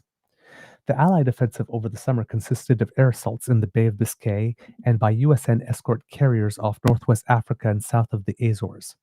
By the time EG-5, Escort Group 5, the first RCN support group got into the Biscay to help the Air Force, the battle had escalated to include surface vessels and heavy reinforcement from the German Air Forces. As a result, EG-5's first foray from northern Spain ended in catastrophe when the Germans employed their new glider bombs to attack the ships, including the new RCN Tribal-class destroyer Athabaskan. Surface ships ASW operations in the area were subsequently abandoned. Meanwhile, the second Royal Canadian Navy Support Group, EG-9, arrived in the UK. Its first assignment also encountered a new weapon that effectively destroyed the group. In September, the Germans planned to blast their way back into a North Atlantic convoys using increased anti-aircraft fire and a new acoustic homing torpedo. In late September, 20 U-boats equipped with this new equipment wait for ONS-18, ONS-202, 2 convoys that joined together. As they approached the pack, EG-9 was sent to help. By the time EG-9 arrived on September 20th, a full battle was underway. The British frigate Lagan of C2 already had its stern blown off by a homing torpedo, and while conducting a sweep at St. Croix of EG-9, was struck by a homing torpedo that left it shattered. EG-9 senior officer arrived in HMS Itchen just in time to see the second torpedo strike St. Croix, which disappeared in a towering explosion. When a torpedo detonated in Itchen's wake, it set off the screen the rescue operation of the corvette Polyanthus. All that Itchen ever found of the corvette was wreckage and a single man clinging to it. Polyanthus, too, had been completely destroyed by singing homing torpedo. By a single homing torpedo, not a singing homing torpedo. It was easily the next morning before Itchen returned to pluck 100 survivors out of St. Croix from the sea and headed back into the battle. Despite intense air support and the sinking of one of the attackers, 10 U-boats remained in contact with ONS-18 and ON-202 at dusk on September 22nd. That night, EG-9's corvettes Morden, Chambly, and Sackville all dodged homing torpedoes, but Itchen was not so fortunate. It disappeared in a shattering blast caused by a torpedo detonating just below its magazine. Only 3 men survived, 2 from Itchen and 1 who had been rescued from St. Croix. Polyanthus' lone survivor perished. The Germans claimed a great victory in the battle for ONS-18, ON-202, but the truth was quite different. 3 escorts and 6 merchant vessels were lost, but so were 2 U-boats. A Royal Canadian Navy success of sorts in this battle was the quick response to homing torpedo. Production of Canadian Anti-Acoustic Torpedo, or CAT, equipment began on September 21st, the day after St. Croix was sunk, and while the battle still raged. By the time ONS-18 ON-202's escorts arrived in St. John's, their new CAT, C-A-A-T, CAT, gear was waiting. Meanwhile, the final German pack assault on the transatlantic convoys fizzled out, hounded and beaten by Allied naval air power, and watched them again from the sidelines by the RCN. It was not until November that the first U-boat kill fell to a Royal Canadian Navy support group when Snowberry of EG-5 sank U-536. If 1943 was arguably the worst year of the war for the Royal Canadian Navy ASW, then 1944 was the best. The sinking of U-536 in November 1943 marked the start of a year-long period in which the Canadian Navy was second to none in finding and sinking submarines. Over the winter of 1943-44, much of the support group effort around transatlantic convoys fell to the Canadians, including EG-6, 9, and C-2. They did extremely well with a concentration of successes in the open ocean and in late winter and early spring. Indeed, between the sinking of U-257 by the New River class frigate 5 Wasik, I'm gonna have trouble there. Wasikishu. Okay, that is a, oh, okay. That's why it's in the text, there are footnotes that have numbers, and I was wondering why we're calling it the River Class Frigate 5, and the 5 was underlined, but I'm not supposed to read the 5. That's why I got thrown. Okay. Indeed, between the sinking of U-257 by the New River Class Frigate Waskissu on February 27, 1944, and the end of April, the Royal Canadian Navy sank 4 out of 14 U-boats claimed by surface vessels in the North Atlantic. Among these winter victories was U-744 pursued by C-2 for 32 hours. Wow! On March 5th, 6th, the second longest hunt of the war. C-2 was operating in support of HX-280 when Gatineau picked up U-74 on Astic at great depth. Its captain was no ordinary submariner, and attacks during the day achieved nothing. C-2 circled the U-boat that night, maintaining Astic contact and waiting for first light to renew its attacks. The next morning, the pounding began. For 3 hours, C-2 boiled the ocean with barrages of depth charges, shattering machinery in U-744 and causing its pressure hull to leak. But the intrepid submariners refused to quit. After a pause for several hours and amid deteriorating weather, C-2 attacked again in the late afternoon. Then, suddenly, 744 bobbed to the surface near Chilliwack. The corvette smothered the U-boat in gunfire, blowing off the sub's anti-aircraft gun and riddling the conning tower with holes. When the firing stopped, a boarding party was sent away to try to salvage the U-boat. 39 Germans were rescued, but U-744, slowly filling with water, was torpedoed and sunk. The sinking of U-744 was a classic deepwater ASW operation of the period. A large group of ships holding a deep contact, pounding it relentlessly with masses of depth charges, and hoping that a lucky attack or sheer exhaustion in the submarine would end the action. Meanwhile, British support groups equipped with newer equipment and in some cases, like EG-2, directed by special intelligence, scored with greater ease. The net result, however, was much the same. The Royal Canadian Navy proved to be an effective U-boat hunters in the first months of 1944. That trend continued over the summer as the best of the North Atlantic ASW veteran ships as well as men concentrated in British waters to support the Allied landings in France that started on July 6th. Beside the channel clearing effort, the Royal Canadian Navy committed 4 support groups to this campaign. The veteran River-class destroyers were combined into groups EG-11 and 12 and assigned to work in the middle of the English Channel along with 2 British groups. 2 groups of Royal Canadian Navy River-class frigates EG-6 and 9 rejoined 3 British groups to form an outer barrier to the English Channel between Brest and the south of Ireland.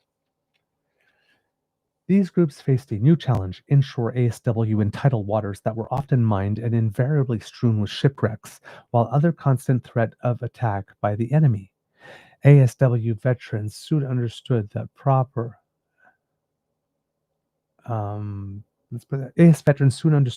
classification of the contract was all important and extremely difficult until they learned to anticipate the impact of tidal currents on their own movements and on water passing quickly over bottom features. It was not unusual to have reports of large boulders moving at considerable speed along the bottom. This was complicated by the unexpected tendency of U-boats to lie on the bottom when being hunted. So, learning a new form of ASW and sorting out the enemy from the background clutter became the story of the summer of 1944. The best at doing this was EG-11, which sank 3 U-boats, the best score of any group over the summer. EG-11's skill owed a great deal to the tenacity, patience, and inventive gene-affected systems for classifying bottomed contacts, including profiling them and using their navigational echo sounder. snagging the contact with a grappling hook on a wire and sliding a depth charge down the wire to cook off against the target achieved further classification. EG-11 called this tin opening. If the debris, especially bodies or parts thereof, was fresh and German, it was probably a sub. RN officers found this particularly distasteful, although highly effective. The Royal Canadian Navy continued to enjoy great success in its ASW operations in the fall of 1944 when things were generally very quiet as the Germans adjusted to the loss of bases in France. The Royal Canadian Navy achieved a pinnacle of sorts in October when the frigate Annan of the EG sank U-1006 north of the Shetlands. They had given up on an Aztec contact and were miles away when Annan's radar operator took one final peek astern and found U-1006 on the surface. The frigate raced back and sank the U-boat after a brief but fierce gun battle. U-1006 was the only U-boat sunk by the Allied navies in the North Atlantic in 1944. Unfortunately, none of the expertise displayed by the Royal Canadian Navy inshore in the British waters in 1944 transferred easily to Canadian waters. The area was vast by comparison. There were too few support groups in Canada, and the Royal Canadian Navy struggled with complex inshore water conditions to the very end of the war.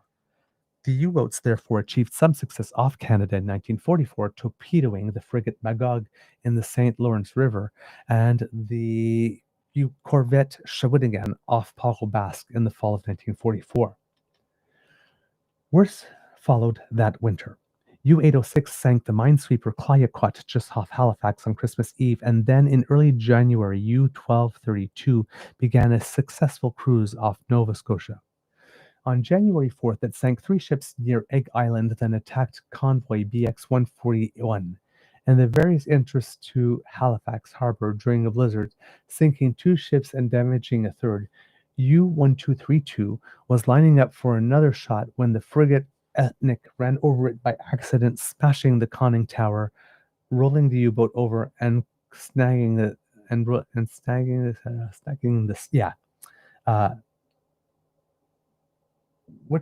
okay, sorry, there we go. I had to scroll up there. U-1232 was lining up for another shot when the frigate Ettrick ran over it by accident, smashing the conning tower, rolling the U-boat over and snagging the sub with its cat gear. No one in Ettrick knew what had struck it until the hull was examined in dry dock and bits of U-1232 removed. The sub, however, survived.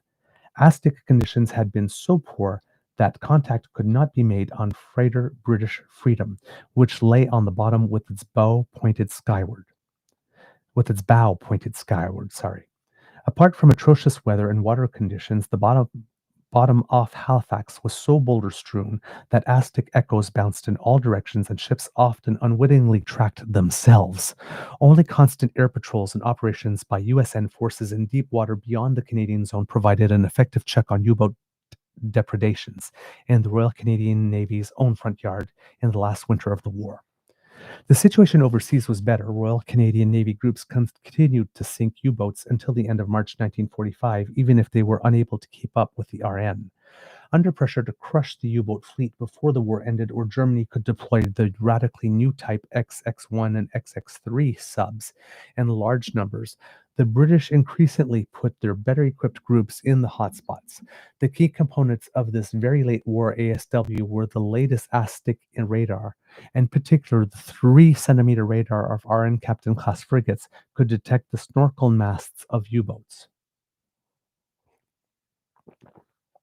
So radar searches became the key to initial detection, and British groups got the high probability areas as a result. Ironically, the Royal Canadian Navy's last kill of the war, U-1003, occurred when a snorkeling U-boat collided with New Glasgow on a dark night.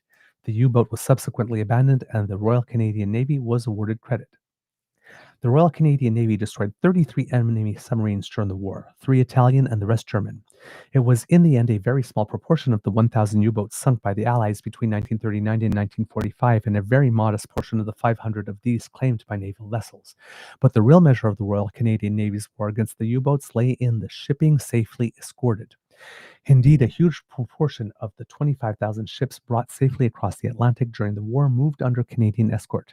That work was not glamorous and it made no compelling history. However, it did make Allied victory in 1945 possible.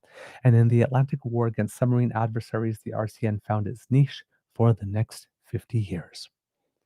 So there you go, kids and cubs, a little history here about that battle, and just an idea of our little bit of our military history today, because we're taking a moment to remember that, and to have, as I mentioned at the start of the show, some solemn gratitude. All right, kids and cubs, that is the end of this episode of the Daily Beaver Morning Show. We hope that you love listening to us because we love making this for you. Remember, sharing is caring and word of mouth is priceless. So please tell your peeps and poops all about us. We really appreciate it when you do, especially when you include a little word saying why it is that our content resonated with you. Because, right, sharing is caring. All right. Actually, you know what? Before I finish off with that, let's just go and check with what you have to say here in the chat. Want to be sure that I get your specific Remembrance Day comments in there, especially if you're talking about loved ones and family. Kit Bucky here. My mixed feelings about Remembrance Day nationalism includes revering the Canadian Armed Forces despite their deep challenges. It's the soldiers, not the military brass, we're honoring. Yes, sir. Very, very well spoken. Very well spoken. Glad you mentioned that, and that you made that a very, very important distinction. Let's see, who else do we have here?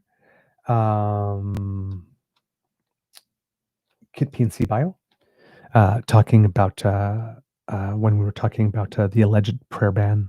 That is not a prayer ban.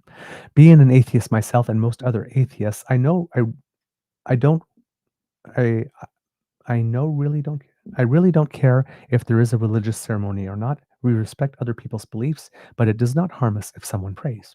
Exactly. Exactly. Absolutely. And this is specifically the prayer that is led. There's nothing that forbids anybody in the crowd to make a specific religious prayer, right? When we're taking this moment all together, anybody can pray who they want to whom they want in that moment. Let's see, what else do we have here? Going down here. Kit Nona Carol here. As much as I hated, I'm going to say none of my Catholic upbringing. I can't tell for sure if that's right because there's a typo. I thank it for, maybe that's not none there. Anyway, I thank it for pushing lessons of Jesus, not Catholicism first. There's a difference in my opinion and according to my very religious Nona. Indeed.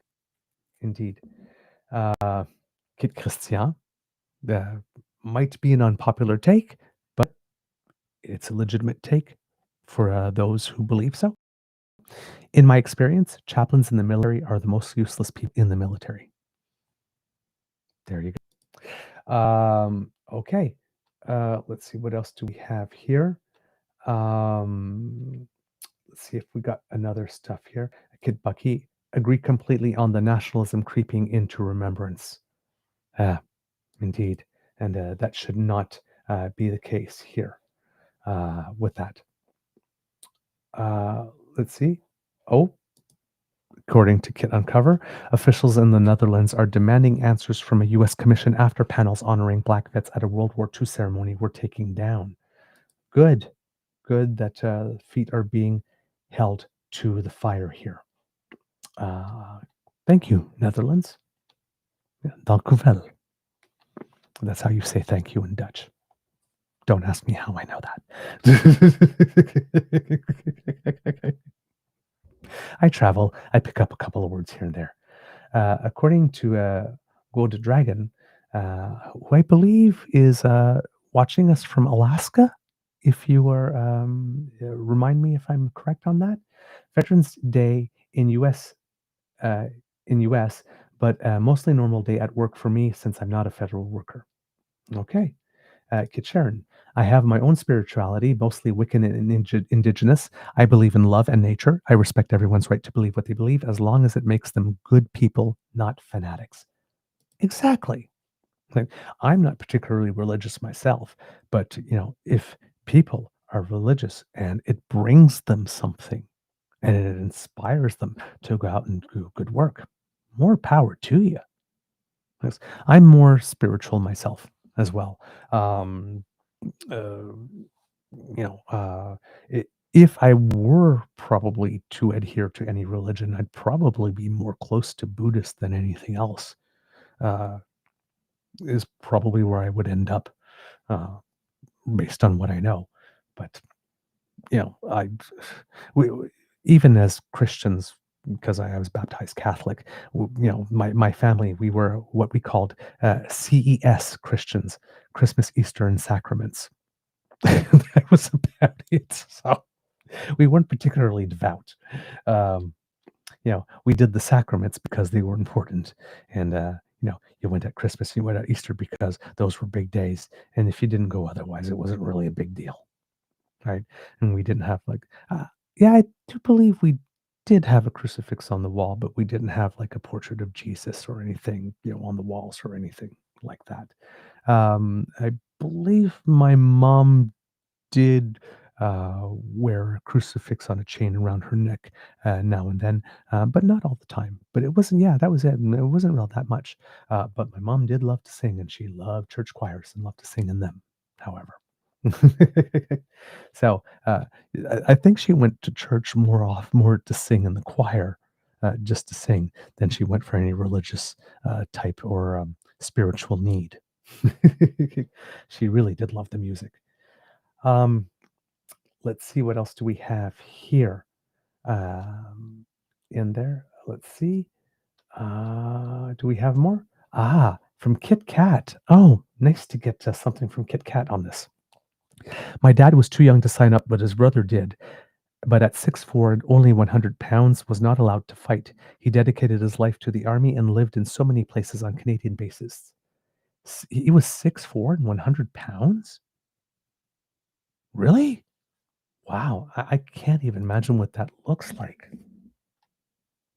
I always imagine people 6'4" weighing so much more and being broader. I know there are slim people who are 6'4", but wow. Okay.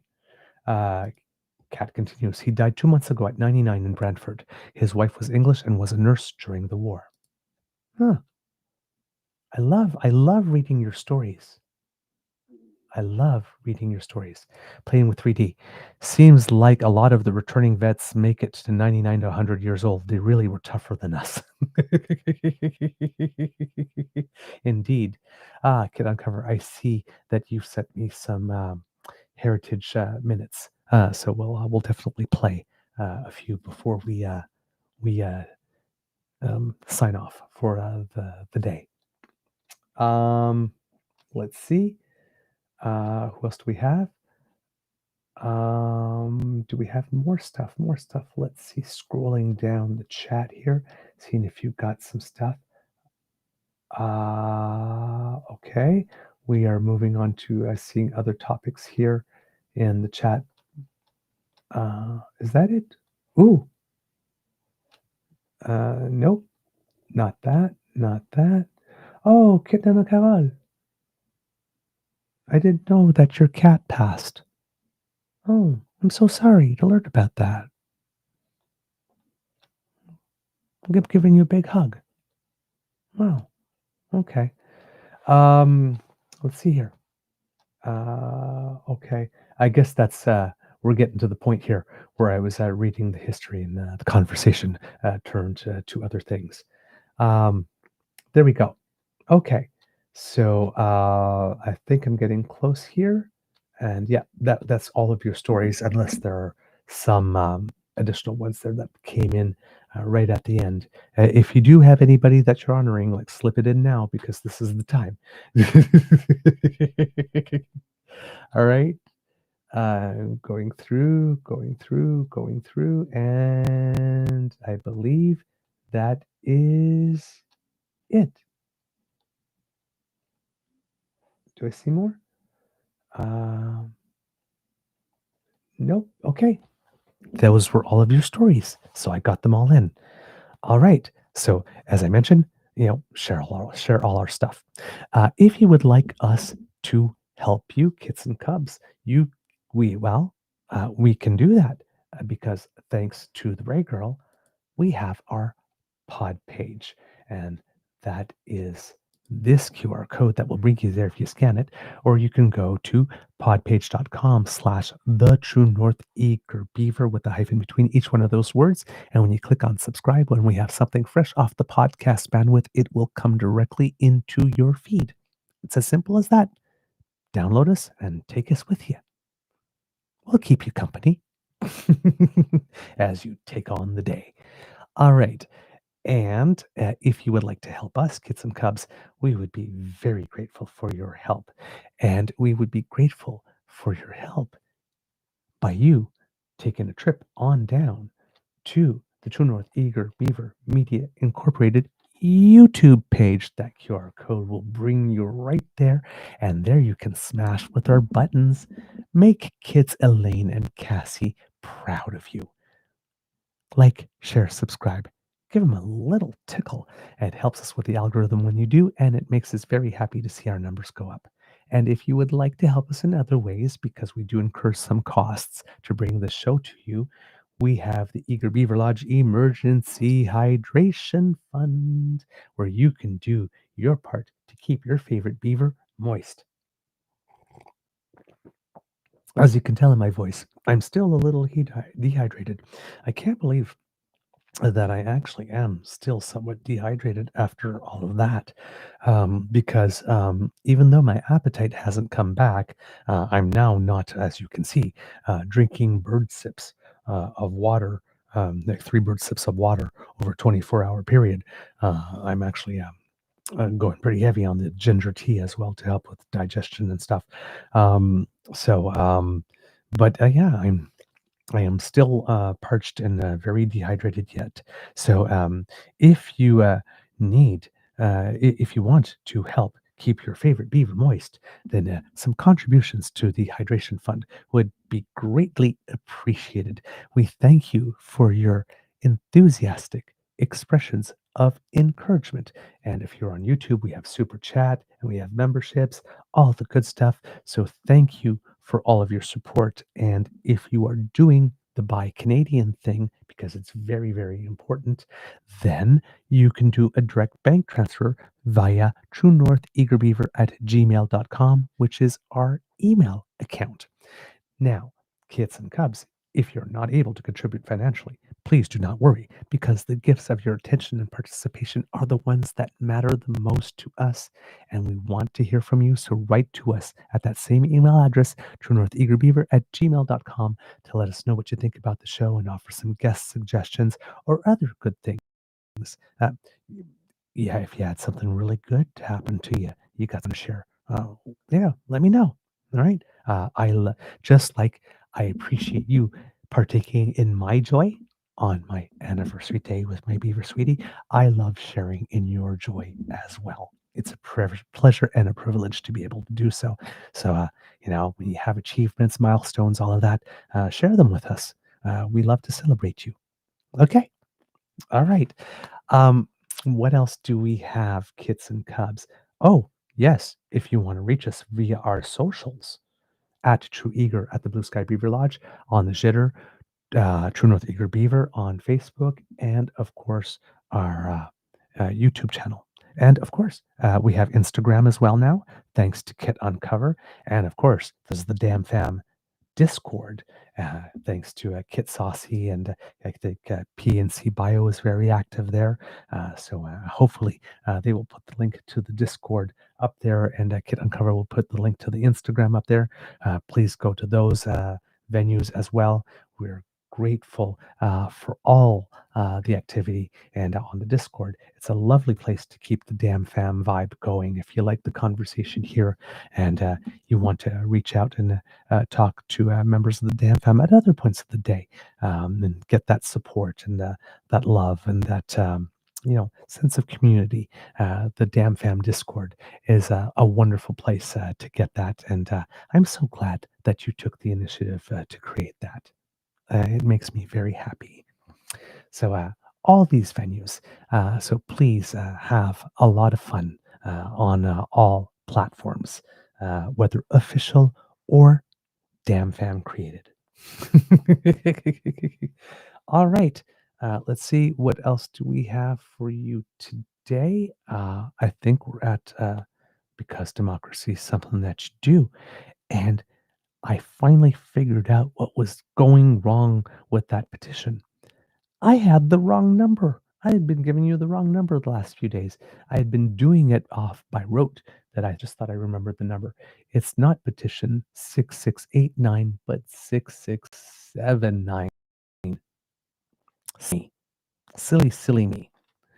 And that is the petition. So to encourage our MPs to be more on, like, for example, not suggesting that there's a prayer ban on Remembrance Day, perhaps. So if you would like there to be consequences with some teeth, then this petition is going to ask the House to try to make a law to that effect.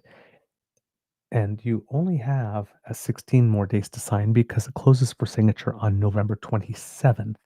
And we've crossed the 40,000 signature mark on this one, 40,494 signatures. How about that? Way to go, Canada. That's the way to do it. So please, I am going to be able to put the link here in the chat for you. There you go. And that is done. And we have the other one that I mentioned to you, petition 6821. And one is to encourage our parliamentarians to table a law that would ensure that Canadian media should be owned by Canadians and should be for Canadians to serve the best interest of Canadians. And we would love to get your signatures on that as well, kids and cubs, if you can. There you go. And I'm going to put that one in the chat as well. There you go. It's that simple. Please go and sign. Remember, kids and cubs, that you signed the petition and then you will get an email that asks you to confirm that you do want to sign the petition. The petition's not considered signed until you click on that email.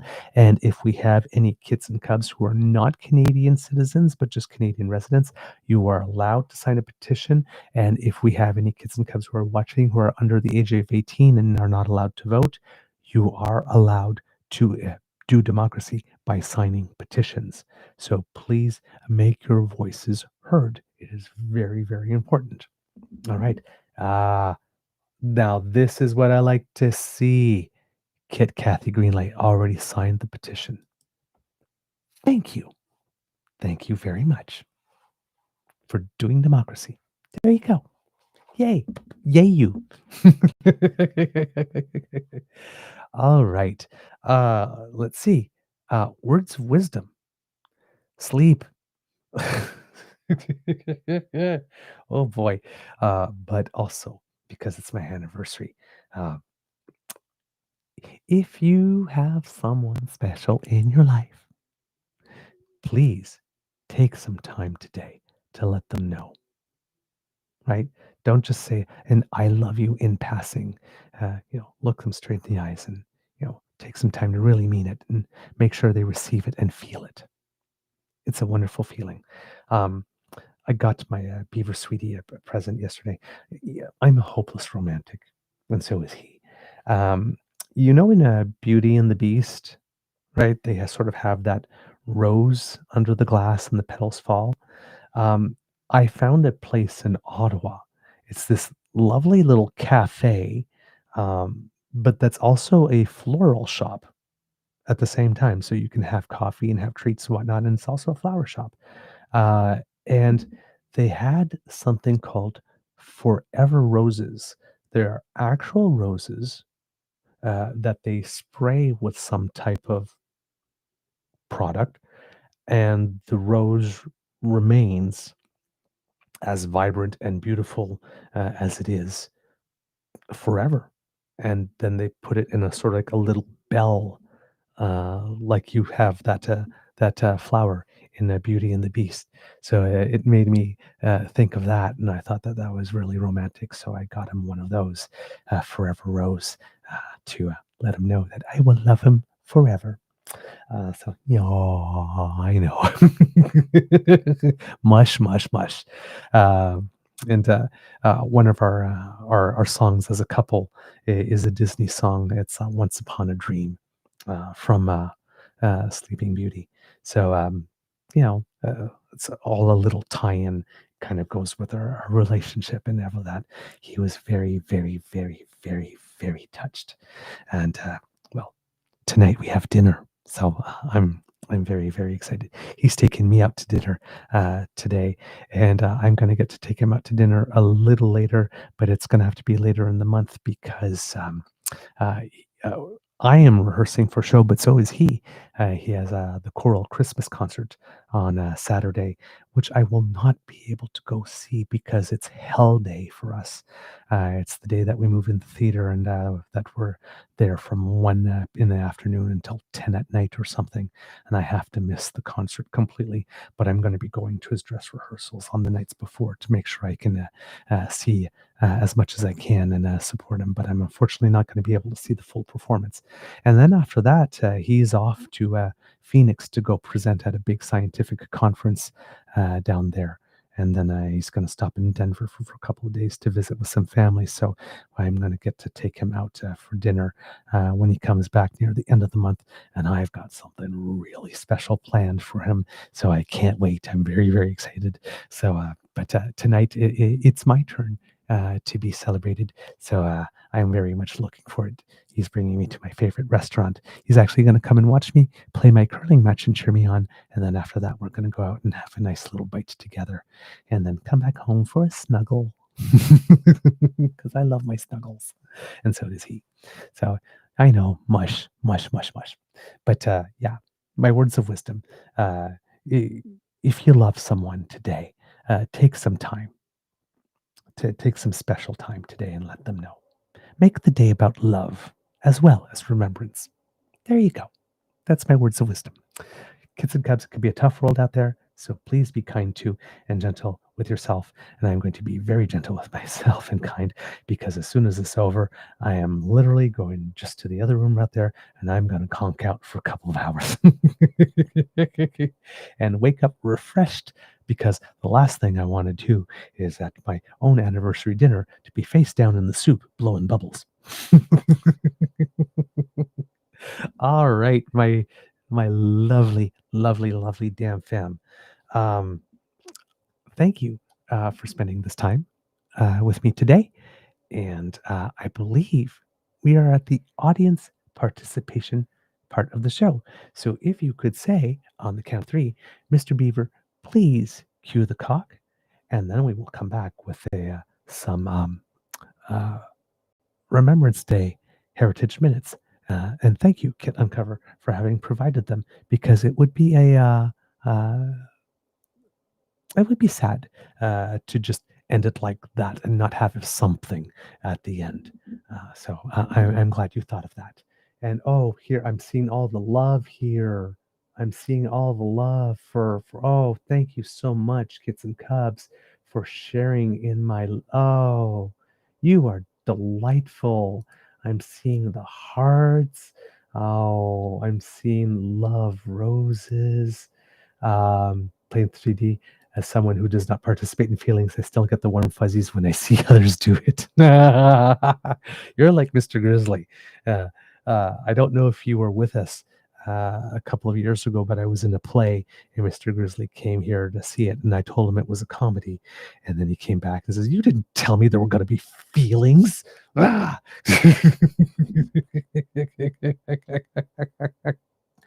Kid Sharon, have an awesome date night, Douglas. You know I will.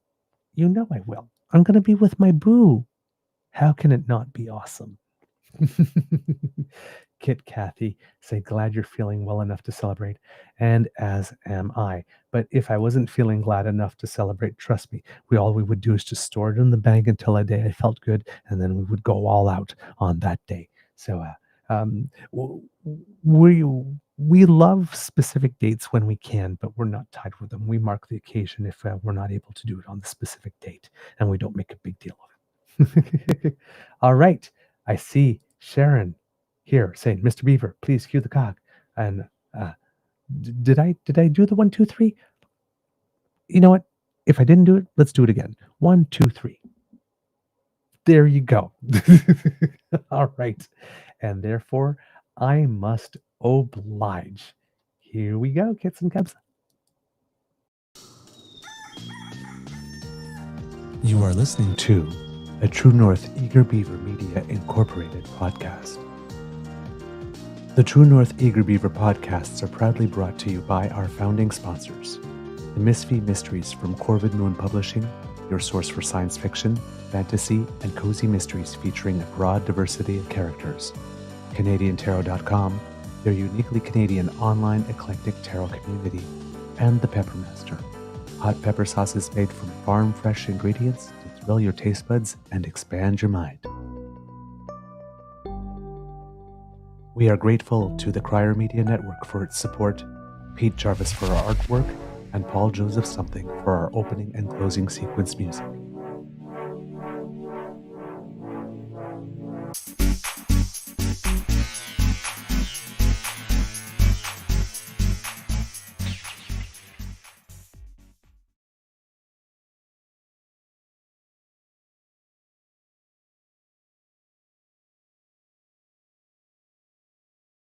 Hopefully you guys didn't get a skip like I did.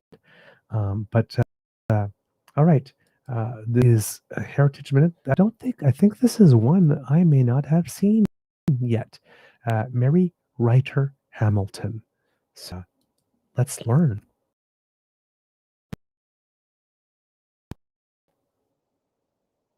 The end was just the beginning.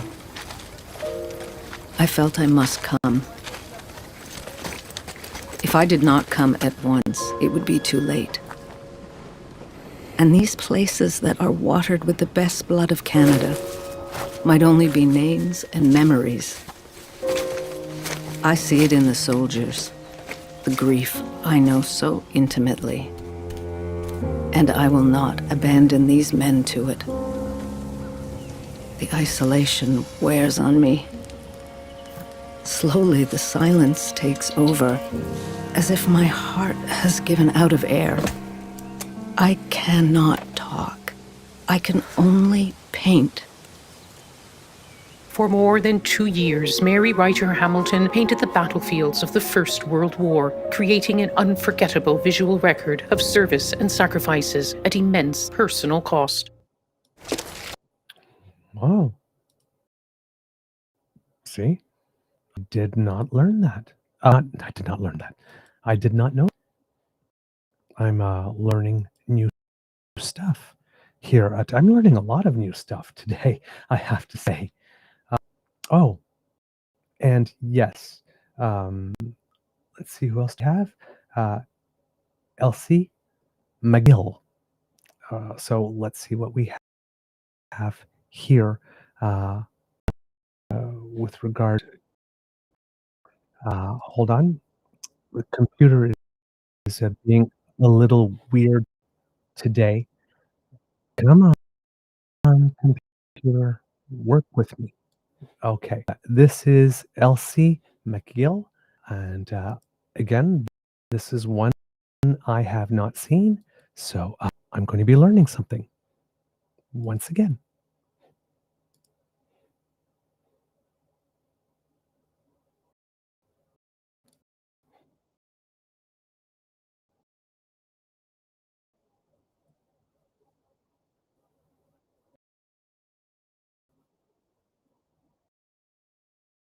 Yeah. Okay.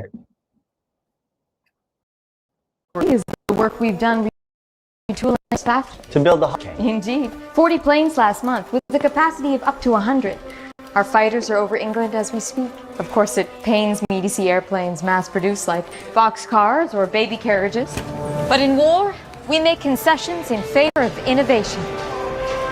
You must feel at home, though, managing all of these women. I'm not here to manage women.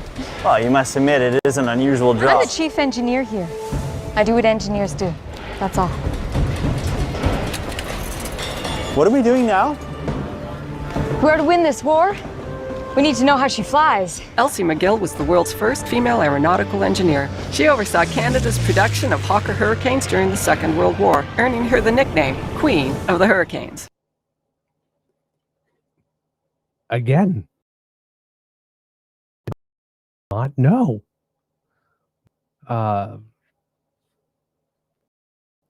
This is Kid Uncover. Wow. You found some really, really good stuff. One last thing I do want to show you before we go and uncover also this to our attention. We have a message from the Prime Minister for Veterans Day. Not Veterans Day, Remembrance Day. Oh my God. I am making all kinds of errors today. I am so sorry. See what it is that he has to say to us, because this is his first Remembrance Day as Prime Minister. Yeah, it is. So let's see what he has to say to us.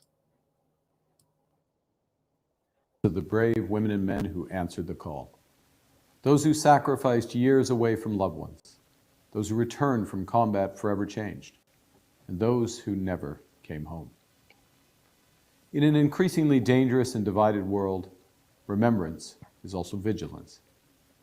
Our sovereignty and our security, and those of our allies, are not guaranteed.